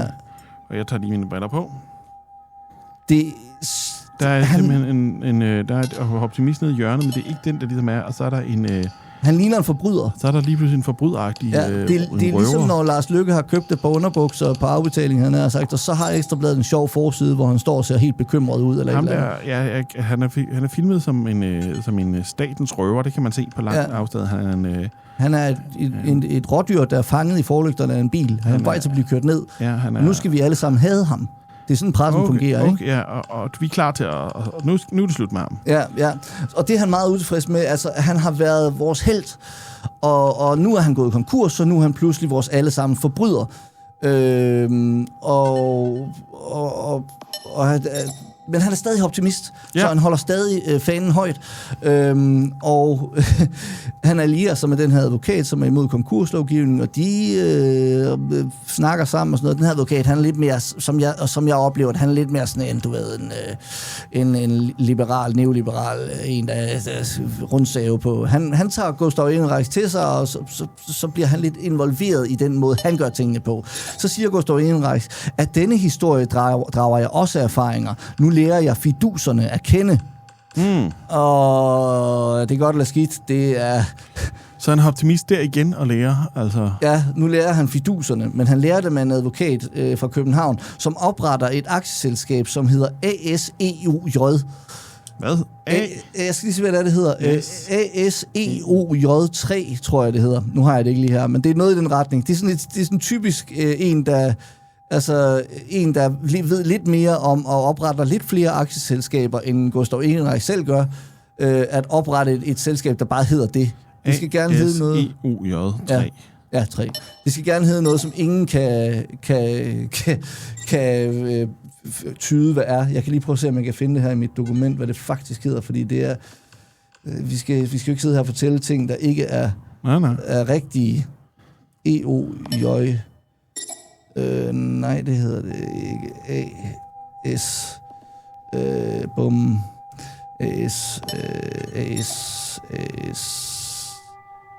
Jeg kan ikke finde det her. Hvad fanden er det? Det kan være, jeg ikke har taget det med, fordi det bliver for det bliver simpelthen kryptisk. For dybt. Ja, det lyder også lidt kryptisk. Ja, det er så kryptisk. Men det er netop den her advokat, som han så bliver involveret med. Mm-hmm. ASOEJ4 hedder det. Okay, nu skal vi lige have den rigtigt. ASOEJ4. E-J, og så er det 4D3. Ja.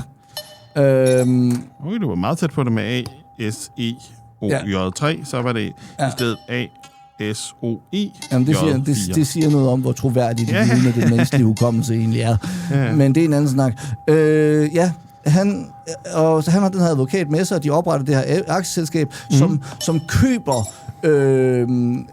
køber Optimist retten til at producere optimisterne af konkursboet. Så nu er det pludselig advokaten, der kører showet. Ja, nu bliver alle bygninger i Alken og Stilling solgt. Alken, Stilling, Horsens, de bliver alle sammen solgt på tvangsauktion. Også Møllebæk, Møllegården over for Gedved, som skulle have været et D-center, når aldrig at blive det. Det bliver også solgt på tvangsauktion. Maskinerne bliver solgt på tvangsauktion. Ja.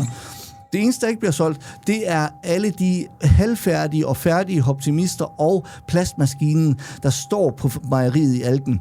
Fordi det overtager ASEUJ4 nemlig, i og med, at de overtager retten til at producere optimisterne. ASOEJ. OEJ, undskyld. Hvis der er nogen, der sidder ude og bag radioen derude og farer i flint over, jeg siger ting, der ikke passer, så... Nej, i gården, ja. Jamen, de overtager. Ja, og kan så starte produktionen op igen, mere eller mindre omgående, efter at mejeriet så også er blevet solgt på tvangsauktion, fordi så kan de nye ejere leje det ud til ASOEJ4. Okay. Jeg vil sige... Det er jo vildt. Ja. Det, der så er sket, det er, at endnu en grund til at være sur på konkurslovgivning, at mens den her konkurs, den er blevet eksekveret, så har plastmaskinen har stået og faldet hen. Den er ikke blevet vedligeholdt. Gulvene har fået frost, så de er revnet inde i fabrikken. Og forskellige andre ting, der ligesom er på grund af, at det har fået lov til at stå og ikke er blevet passet, mens fabrikken har stået stille, mens konkursen har kørt. Og det gør, at det jo gør det endnu sværere at starte op igen. Mm-hmm. Men det lykkes. Man begynder... Optimisten, som vi kender den, kommer aldrig til at leve igen før 2009. Nej. Men fordi mens konkursen kører, så har plagiaterne også frit spil. Ja. Så de her plagiater, vi talte om tidligere, som han ligesom kunne sidde og prøve at bekæmpe og skyde ned, og de bliver pludselig de eneste optimister, der er på markedet. Ja. Og det gør det jo svært at starte op. Men Ehrenreich, han er optimist, så han giver ikke op. Han går ud og får sig en aftale med en tysk tegneserie, der hedder Pilhuhn, som du sikkert kender. Den er fra din tid. Ja. Og så bliver han den officielle merchandise-producent af Pilhuhn merch, og skal producere Pilhuhn, som vi har her. Skal lanceres synkron på 35 forskellige tv-kanaler verden over. Det er en vesttysk tegneserie. Og i den forbindelse... Som er et dyr i en æg, jeg kender det faktisk. Jeg synes, jeg kunne kende den. Vi har aldrig set det er en kylling eller hvad, der kommer ud af et æg. Det sjove er, at den hedder Pilhuhn, men i de her aviser på det her tidspunkt bliver man ved med at kalde den for Pilhund, fordi de har hørt det blive udtalt, de har ikke fået det på skrift, og så har de troet, det bare var den måde, Gustav Ehrenreich, han sagde hund på hun. Den hedder Pilhuhn. Så de har troet, han sagde hund ved at sige hun. Det er meget sjovt. Okay, ja. Det er i hvert fald... Jeg griner det er en høne, eller hvad? Ja, det er en pillehøne. Pillehønen, ja. Ja, så er det noget med, at den har en eller anden magisk pille, der kan blive til alt, ligesom Felix the Cat, den har den der taske, der kan trylle og sådan noget. Okay. Det er noget af den retning, som jeg har forstået det.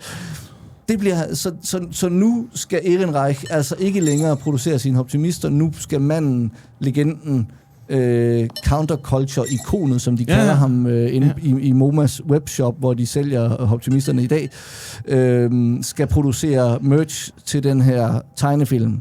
Og det er lidt, må man fornemme, også noget, der er kommet i stand i samarbejde med den her lyssky advokat. Okay, ja. Men optimisten kommer så... Det er slut med optimister, som vi kender, men den bliver genoplevet faktisk i et samarbejde med Bikuben senere som Sparegris. Ja. Altså nu er historien noget derhen, hvor den er lidt mere kedelig, der er ikke så meget krød på længere, og det er rigtigt nok. Vi er hen i sådan en slags stille efterspil, hvor man gerne bare lige vil vide, hvad der sker, hvornår optimisten dør helt. Men vi skal ikke gemme det. Altså. Fordi det hører med, synes jeg, fordi optimisten genopstår jo i 2009, så derfor så hører det med, at efter konkursen, så lever den. Den kommer op og lever igen, men det er som sparegris. Mm-hmm. Fordi har du også et billede af det? Landbobanken har lanceret en sparegris, der hedder Pondus. Ja. En elefant. Nej, en pingvin. Ja, det er pingvin. Ja, det er undskyld. Det er ikke elefanten. En kæmpe succes tilbage i 60'erne. Ja. Og det vil Bikuben så gerne ind på det marked. Det er en pingvin med et rødt halsterklæde på. Ja, den kender vi. Den lever stadigvæk i dag. Og der er et hul bag ved den. Og så derfor så kommer Bikuben og beder Ehrenreich om, skal vi ikke have de der optimister sat i søen igen? Som sparegris. Okay. Så optimist... hvor sparer man pengene? Er det så inde i hovedet på den? Eller ja, der er sådan en lille møntindkast, vi har gået ud fra i den, som den er der. Og derfor er mange, der har set en optimist i starten af 80'erne og slutningen af 70'erne, har muligvis set den som en sparegris. Okay. Det er i hvert fald den måde, den bliver produceret på fra konkursen der i midten af 74, og så kommer det her så i gang i et halvt års tid efter, og kører i nogle år, men det bliver aldrig, kører frem til cirka 1980, men det bliver aldrig så stort, som det var i men hvad siger Gustav til? Han er ikke glad. Altså, det er sjovt, fordi han bliver ved med at bevare, han bliver ved med at være optimist. Ja. Han bliver ved med ikke at han vil ikke være ved, at han ikke er... The boss der at han ikke er super tilfreds med tingene, fordi hans forbittrelse over den her måde, den her konkurs er blevet kørt på, den lever faktisk videre. Hvis du læser hans nekrolog, han dør jo i 1984 i en alder af 65 år. Det går faktisk ikke så mange år efter det her udspillet sig til, han faktisk dør. Men i alle sine udtalelser efter det her, der bliver han ved med at sige, at jeg er optimist, og jeg har ikke ladet mig slå ud, men jeg har mistet min tro på det danske erhvervsliv. Ja. Og du kan i hans nekrolog, der står der, at der var en forbitrelse i de sidste år, fordi han mener, at han er blevet snydt, og han vil gerne have taget sagen op igen. Så sent som 1978 er der en artikel om, at han gerne vil have sagen op og have retfærdighed, og have nogle af de her penge, han mener, han er blevet snydt for. Og optimisterne, den glemte historie, storhedstiden der i 72 til 74, hvor der pludselig er 10 millioner optimister i verden, det kommer de her sparegris slet ikke i nærheden af. Norge aftager et parti på 50.000 sparegris på et tidspunkt. Og det lyder af meget, det lyder som om det går godt, men det er jo intet ved siden af millioner af optimister. Nej, Idécenter på Møllebæk Møllegård, svømmebad i Alken, osv. osv. Det er jo intet ved siden af det. Det er det ikke. Det kan godt se. Og Gustav Ehrenreich, han indleder faktisk i starten af 80'erne, jeg mener det er 1982, en ny kamp. Der er optimisterne helt ude af billedet, men der indleder han en ny kamp mod Skanderborg Kommune om at få lov til at opsætte en pølsevogn på et torv i byen. Og den kæmper han lige så indet, som han altid har kæmpet sin kamp mod systemet. Og han får lov til at opsætte den til sidst, men så bliver den vandaliseret af bøller, og så må den lukke igen, og efter det så går han bort. Og det er en pølsevogn, som er en... det er bare en pølsevogn, det er ikke en optimist-pølsevogn. Desværre, nej. Ikke som jeg forstår det. Okay. Det melder kilderne ikke noget om. Det har jeg slet ikke tænkt på, at det kunne være. Men det kan godt være, at han har prøvet at spille videre på det der. Men han er jo ligesom blevet smidt for løverne der, så han har ikke nogen grund til at blive ved med at kalde sig selv for optimisten. Nej. I hvert fald, så solstrålesiden af historien, udover at optimisterne selvfølgelig genopstår i 2009, og det er blandt andet hans søn, der er involveret i den genopstandelse. Så det er fair nok. Men jeg synes, den rigtige solstråle her i historien, det er, at begrebet optimist lever videre. Som vi talte om, så bliver optimist sit eget begreb uafhængigt af figurerne. Ja. Og det begreb lever videre op igennem 80'erne. Så gangforeningen Optimisterne ude i Hvidebæk i Vestjylland bliver ved med at gå optimistmarcher. Der bliver ved med at være en optimistscene, børnescenen ved Skive Teater. Der bliver ved med at være en optimistscene på Frederiksberg. Der er en hest, en spring. Men det er sjovt, fordi som kalder sin hest for optimist så sent som i 1989. Det er bare sjovt, fordi at det der, altså det der, hvad hedder det, altså kommercielle produkt, mixet med politik, mixet med sådan noget folke-goodwill, det ser du kun i sådan noget Harry Potter eller sådan noget, altså hvor folk ligesom siger Star Wars eller sådan noget, altså ligesom, at du går ind og tager den med. Det er meget spændende. Ja. Apple. Apple har et godt eksempel. Det er også... Apple er nærmest... Ja, det kunne fandme godt se nogen, der klædte sig ud som... Jamen, der var folk græd jo og lå ud for at tænde lys uden for Apple-butikker, da Steve Jobs døde og lå uden. Du plejede at lægge ud? Nej, der lå nogle folk, der græd uden for Apple-butikker og så videre, så videre. Sådan, der er sådan nogle ting. Det er spændende. Hvorfor ikke? Altså, ja. Men helt klart, okay, men det har virkelig betydet noget. Ja, og også det, at altså, så lang tid efter, at optimisterne var en stor, altså deres storhedstid var, de kom frem i april 72, blev lynhurtigt kæmpestore, og storhedstiden strækker sig frem til fallitten der i sommeren 74. Det er 2 år, det var. Men i 1989, 15 år efter storhedstiden sluttede, og efter at optimisten gik konkurs, og så ligesom starter op og bliver til en lille ting, der kører som spargris, 15 år efter er der stadigvæk en ung kvinde, der kalder sin hest for optimist. Ja. Og da jeg har den her anmeldelse af en Pink Floyd-plade fra 1983, hvad den hedder, The Final Cut, hvor at musikkritikeren så også hiver optimistbegrebet frem. Det gør ham i hvert fald, altså John Waters, det gør i hvert fald ikke John Waters til æresmedlem i optimist. Han hedder Roger Waters. Undskyld, det er filminstruktøren, der Roger Waters. Det gør, jeg sidder for en musikkyndig. Det gør ham i hvert fald ikke til æresmedlem i optimistklubben, siger ham her, anmelderen Jørgen Rasmussen i 1983. Altså, det har simpelthen været helt normalt at sige det, så man slet ikke opdagede, at optimisterne er forsvundet. Ja. Okay. Og det er måske noget af det, der er med til at gøre, at man får den idé at genopleve dem i 2009. I hvert fald så sker der det, at i 2014 så overtager FH Group AS optimisten. Hvad siger du? Ingen af det? FH Group. FH Group, ja. Ja, FH Group AS, de producerer forskellige sådan de har forskellige sådan kunsthåndværksobjekter, du kan købe til dit hjem. Meget stort repræsenteret på Formlandmessen i Herning, tror jeg. De overtager den i 2014 fra dem, som relancerer den i 2009. Så sønnen, der er med til at Jørgen Ehrenreich, som også var med dengang i 70'erne, men så var med til at relancere den i 2009, han er ude igen i dag. Så hvis du går ud og køber en optimist i dag, så er der ikke noget, som jeg forstår det, der går til Ehrenreich-familien. Men hvad er det, der sker i 2009? Det er ikke det, jeg satte mig der mest ind i, men som jeg husker det, så er det Jørgen Ehrenreich, der kontakter en reklamekyndig kvinde, eller en designkyndig kvinde, og de går så sammen om at søsætte optimisten igen.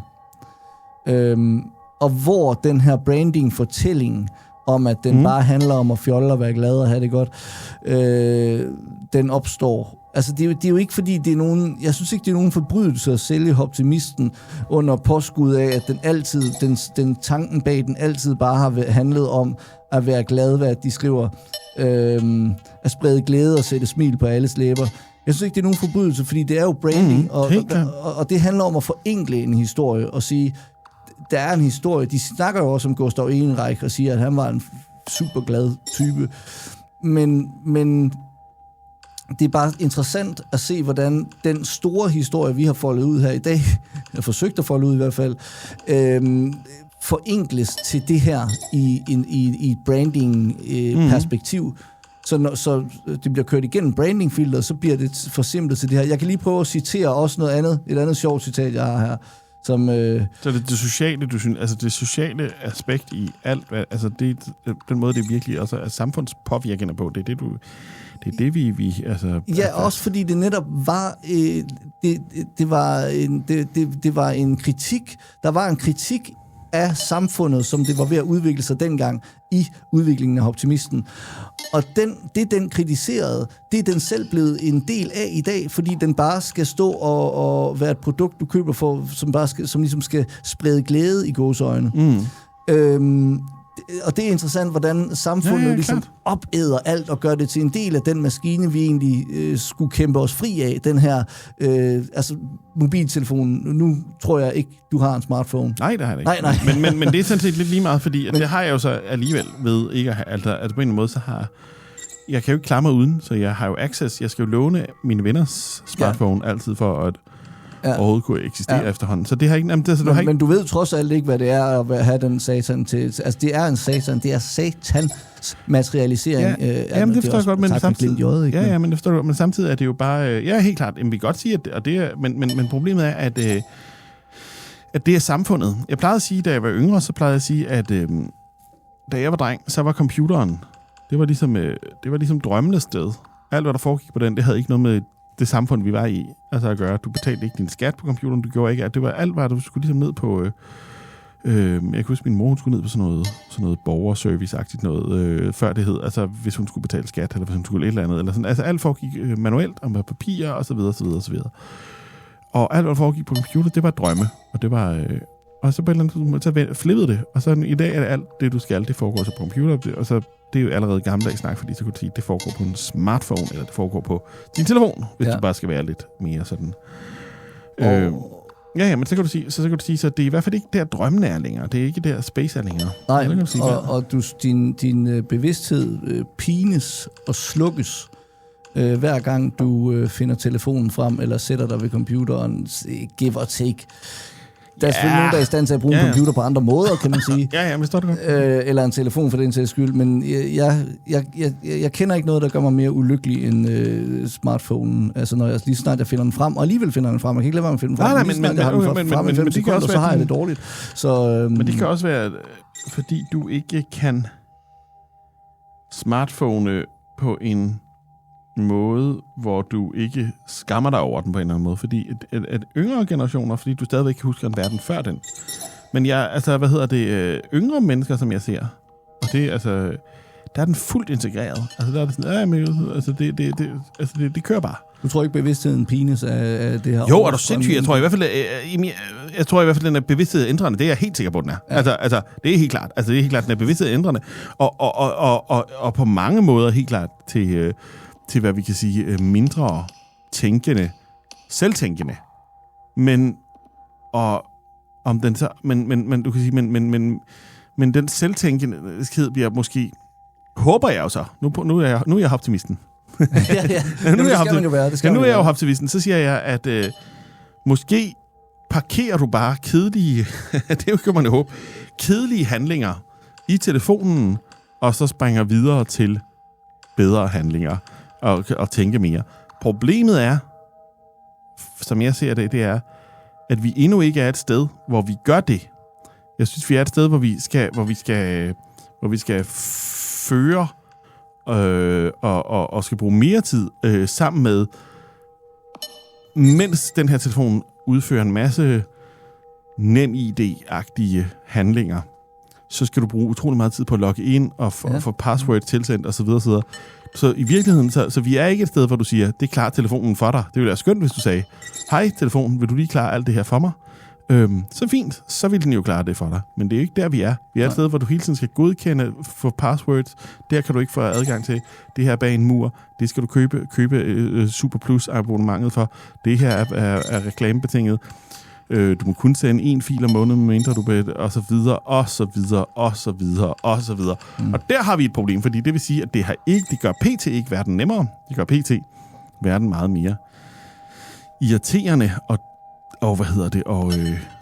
og langsomt tænkende. Sådan, du bliver helt løbende. Det er et problem. Det er et stort problem. Jamen, det kan da godt være, at jeg ikke har tænkt nok over det. Nej, du må gerne tænke over det. Men jeg tror, at vi er et sted, hvor i hvert fald et sted, hvor vi...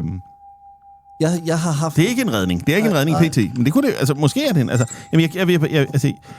jeg har ikke en telefon, fordi jeg er imod det. Altså, jeg har ikke en telefon, fordi jeg er imod det, så jeg er med dig.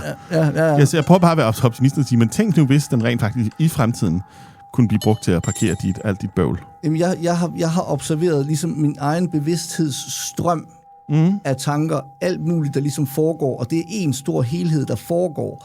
Og lige så snart jeg vender opmærksomheden væk fra min virkelighed, min subjektive, enestående virkelighed, som kun udspiller sig én gang, og ned i telefonen, så er det ligesom om den der flod, der flyder, den bliver afbrudt den ligesom bliver stoppet, eller der bliver kastet noget ned i den, og det føles som forurening. Og det at opleve det... Nej, jeg forstår det godt. Efter jeg blev, det gjorde mig bevidst om, hvilken forurening den telefon den repræsenterer. Men det er jo primært også med de sociale medier, jeg tænker. Ja, men jeg synes også, medierne begynder at forstyrre mig på den måde at være forurening. Jo, der findes ikke medier. Altså, der findes jo ikke et gammeldags rapporterende medie, som er betalt af staten, som for eksempel TV-avisen eller et eller andet. Det findes jo ikke på samme måde længere. Nej. De har jo også Facebook kørende op i hjørnet. Jamen det er det, men det hele er blevet et sammen af alle mulige mærkelige ting. Og så er vi jo, så er det noget helt andet. Det er jo amerikanske interesser. Du power igennem det der. Og det kan man sige, at det er en fremtid, der er interessant at fortsætte noget af. I don't know. Men det er i hvert fald, det er da, verden er da, og især det danske samfund er der helt til rotterne. Du kan næsten sige, at det er lige til at... Nej, men der er heller ikke nogen, der laver noget længere. Der er jo ikke nogen, der laver noget. Det hele det er en lang... Nej. Jeg ved det ikke. Apropos laver noget, så er der en optimist her, som er til salg i The MoMA Store. Bare for at sige, hvor stort det igen er. Vi er helt tilbage på toppen. Du kan købe dem i Japan med japansk skrift på kassen. Du kan købe dem i lufthavnen i Stockholm, så jeg her den anden dag. Okay. Og du kan altså også købe dem i MoMA, altså Museum of Modern Art i New York. Det er jo sådan noget, folk rejser til New York bare for at gå derind. Der kan du også købe dem i deres design store, og de sælger dem med den her tekst. Originally an ambassador of the late 1960s happy movement, this bopping and smiling figurine now comes to you straight from Denmark with only one goal, bringing you cheer. Der var den på engelsk, og jeg synes det. Når man lige ved lidt mere, ikke? Men nu må vi se, hvad de... Der er en lavet version, der ikke kan hoppe. Altså, der ikke hopper. Der er lavet, jeg har set en version, som den er fast i maven. Ja, det er endnu værre. Den kan ikke engang det. Ja, den kan ikke... Du kan ikke engang få den til at bevæge sig. Og det ender med at være den eneste, der er på markedet, faktisk. Måske, tror du det? Hvis jeg kender vores verden ret, så er vi sgu snart en par år, så kan du kun få en, der ikke kan bevæge sig. Ja, det er et godt spørgsmål. Optimisten, altså. Det er spændende, du nævner så meget Horsens og sådan noget der, fordi vi har jo haft et program om Furekåben, om hård hippiekultur og hård, counterkultur i virkeligheden, om narkotika og psykedeliske stoffer og lysten til sådan at flytte i prøve nogle nye bogfællesskabsmuligheder og så videre. Det foregår alt sammen omkring Horsens også. Ja, okay. Altså, det er det program, og det vil jeg sige, det er det program, der handler om Furekåben, om gruppen Furekåben, og den kan i dag, det har vi har genudsendt det en del gange allerede, så lyt lige med det også, men... det kan I jo gå hen og lytte til. Men det foregår, de snakker meget om, at de forlader mange af dem fra staden og flytter til Horsens i de år, du nævner. Det, altså, jeg kom til at tænke på en roman af Svend Åge Madsen, som udkommer i 1974, der hedder Jakkels Vandring, som handler om sådan en slags... Jeg synes, han er en hippie-profet-type. Det passer i hvert fald med tiden, som vandrer rundt imellem forskellige sådan helt små, ukendte landsbyer. Jeg er ret sikker på, at Alken er med der også. Og det er ude i det der område, der er sådan mellem... Altså, der er sådan syd for Aarhus, Skanderborg, mellem Skanderborg og Horsens Aarhus. Sådan, det kan være, at den også er et produkt af det. Det har jeg lidt haft den mistænkt for, da jeg læste den. Men det må du spørge en ekspert om. Ja, jeg ved det ikke. Min egen mor boede jo en kort periode i Gedved. Ja. Og havde også en meget, meget kort periode en hippiebutik i Horsens med sådan noget batik farvet tøj og glaskunst og lavede det hele selv, og træsko og hele. I starten af 80'erne? Nej, i 70'erne. Men det må jeg næsten kunne finde noget om i mit avisarkiv. Jeg ved ikke, hvad den finder. Ja. Men det havde en kort periode der. Ja, var det inde i Fugeholm? Jeg ved det ikke. Preben Bjørn Vester og Therese Højer. Det må jeg ikke sige. Ja. Det kan du censurere? Ja, det ved jeg ikke, om jeg kan, men det, ja. Ja, okay, nå. Den kan du lige lade hænge der. Men i hvert fald så er Optimist, hvis man gerne vil høre optimisternes historie foldet ud endnu en gang, så kan man komme til Alken mejeriet i Alken den 6. juni kl. 13, hvor det her det bliver fyret af for fulde gardiner. Og jeg håber, jeg når omkring det hele, eller så laver jeg en lidt forkortet version, så er der nogle ting, jeg springer lidt henover. Det er noget, jeg stadigvæk lige skal finde ud af. Der er nok at tage fat på. Ja, for søren da. Der er nok i det, altså. Hold da op. Okay. Ja, okay. Ja, okay. Halvanden times optimister, altså. Hvad er det nu? Så plejer jeg at sige, ja, hej du. Nej, jeg sidder bare lige og om der er noget mere, vi skal have med, eller hvad, hvor vi henne, eller... Ja, jeg kan lige scrolle igennem her, bla bla bla. Det er spændende, det her, et optimist-show der, altså, at den ligesom ender. Og så... Det bliver det der er fascinerende, det er også, at den her gangforeningen Optimisterne ude i Hvidebæk, den bliver ved med at gå, og de har tamburkorps og orkestermusik, og de har folk fra Holland og Schweiz, og der er med, og der kommer folk fra udlandet og går med, og de ved jo sandsynligvis ikke, hvad en optimist er længere. Du ved, hvordan sådan nogle døgnfluer... Det har de jo vidst på et tidspunkt. Ja, okay. Jamen, altså, de, der kommer fra... Jeg tror også, der er en fra Chile, der bliver interviewet på et tidspunkt. Jeg tror ikke, han ved, hvor optimist navnet kommer fra på det tidspunkt. Nej. Nej, men det er altså, ja, okay. Det der med, jeg synes, det er meget spændende det der med, altså, produktet, som også er en samfunds måde at tænke på. Ja. Og det er ligesom en, Ja, så... det er vel det, der hedder counterkulturelt. Altså, jamen, de kalder men det går jo så fra counterkulturelt til en anden form for... et objekt, du bare kan købe. Og Altså MoMA Design Store der, de siger jo, The Optimist is designed by Danish cabinet maker and counterculture icon, Gustav Ehrenreich. Og der kan man sige, jeg ved ikke, om man kan sige, at det, og igen oversælger de den måske lidt, og kalder ham et ikon. Så for nogen, altså jeg tror, at det betyder meget for ham. Altså. Men det er jo ikke, at han rejste rundt over i USA, før han blev stor med optimisterne. Det kan være, at han var et ikon. Apropos USA, så glemte jeg at fornævnt, at Bimble og Bumble kunne ikke rigtig komme ind på markedet i USA, men da Watergate-skandalen så rullede, så kunne man pludselig markedsføre dem under navnet Watergate Bug. Altså et lille aggregat, som kun stod der for at aflytte rummet. Og så synes folk, det var sjovt, og så kom den pludselig, så fik den pludselig succes derovre. Okay, ja. Wow. Ja. Det var også en lille anekdote. Ja, helt klart. Altså, ved vi noget om Gustavs eget liv?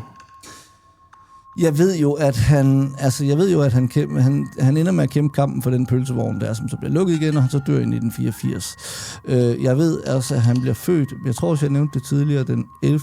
november 1917 i Rønde, og bliver uddannet træskærer og møbelsneker på et lille træværksted i Kolin, hvorfra han så i 1943 kommer til Stilling ved Skanderborg og arbejder nogle år som... Ja, jeg tror, jeg fik det hele med. Jeg tror, du fik det hele med, men hvordan var hans eget liv?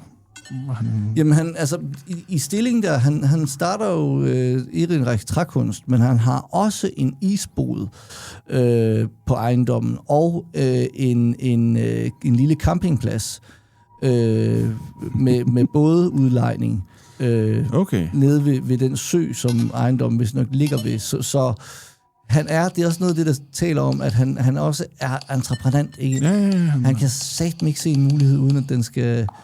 den skal forfølges.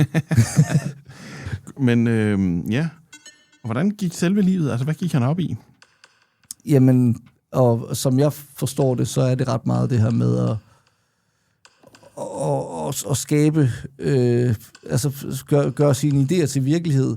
Og jeg kan lige nævne også i forbindelse med de her hvad hedder det, hips, de her sjove... Ja, de der indspark i aviserne. Der kan jeg lige finde en udtalelse, han gør omkring det, fordi han siger... Jeg synes, jeg tog det med... der findes ikke en pamflet, der hedder Samlede Hips. Nej, Og det er sjovt, altså eller ærgerligt, eller hvad skal man sige, men de her hips, de forsvinder jo også fra aviserne sådan efterhånden som økonomien. Inden vi ved i offentligheden, at økonomien den skrænter, så er det som om det er noget, der bliver sorteret fra i... pengene er der ikke til det længere. Og han udtaler sig selv, at det er på grund af den politiske situation er så kaotisk og speget. Det er jo på det her tidspunkt, hvor at Hartling-regeringen vinder ved jordskredsvalget i 73. Ja. En regering, der jo kun sidder et år, inden der blev udskrevet valg igen. Og det siger også noget om den tid her. Det er en tid med den kaotiske tid med kriser og omvæltninger. Politikere kan ikke løse problemerne for os.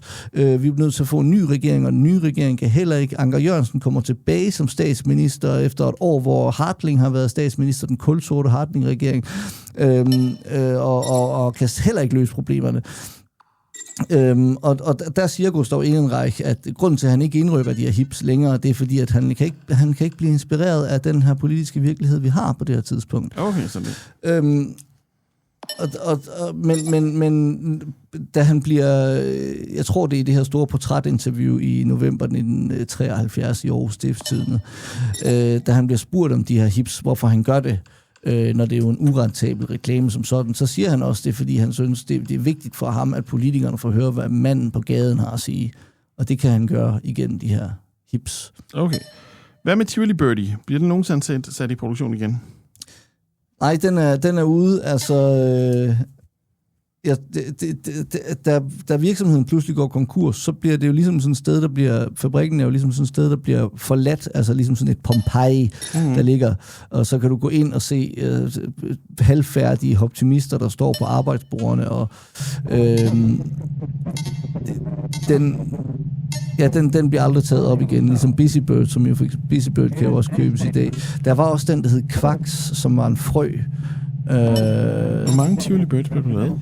Ja, nu begynder du at stille de slags spørgsmål, som jeg desværre ikke har svar på. Helt klart. Okay. Jeg tror ikke, der findes svar. Og hvad er Quacks? Det er en frø, og den tror jeg faktisk er på... Nu har jeg ikke internet her, så jeg kan ikke engang søge. No. Men den tror jeg faktisk måske også er blevet genskabt på en eller anden måde. Men Optimist.com, optimistvirksomheden, vil ikke have med andet end Bimble og Bumble at gøre, for det er der pengene er. Ja. Så Quacks og Busy Bird er ligesom sådan en slags... Jeg ved ikke, om det plagiater, der bliver solgt, eller hvad man skal kalde det nu. Men de ved i hvert fald, Busy Bird kan du gå ind og købe. En lille ting, jeg glemte at nævne, det er jo, at... vandt DM, de danske og nordiske mesterskaber i vandski i 1972 eller 73. De er sponsoreret af optimisterne. og her der bor deltagerne på et optimist hotel og spiser på optimist restaurant. Og når de gør det, så er det endnu et udtryk for, at optimismen eller optimisten er blevet synonym med det her sådan, det med at holde sammen og altså det er for at gøre deltagerne til styrke kammeratskabet mellem deltagerne. At så fordi de bor på Optimist Hotel og på Optimist Restaurant, så er de optimister, de er bare gode venner. Jamen så er det bare. Ej, hvad er det? Altså ja, hold da op. Ja, det lyder som om du er underholdt. Nej, men jeg blev simpelthen træt der, for det var med, men det er kun fordi, at det er fordi, jeg ikke har drukket nok te. Optimisten altså. Tivoli Bird tilbage. Kunne det være en Tivoli Birdie? Kunne det være et movement? Altså, hvis der er nogen, der sidder derude, som har en liggende, så kunne jeg godt være interesseret i at oversætte den, hvis prisen er rigtig. Simpelthen. Og hvordan gør de så? Altså, hvordan henvender de til dig? De kan bare skrive til dig. Okay, det kan skrive ind til programmet, hvis du har en Tivoli Birdie liggende derude. Hr. Skyggebjerg, tak fordi du kom. Ja, tak fordi jeg måtte. Det var så lidt.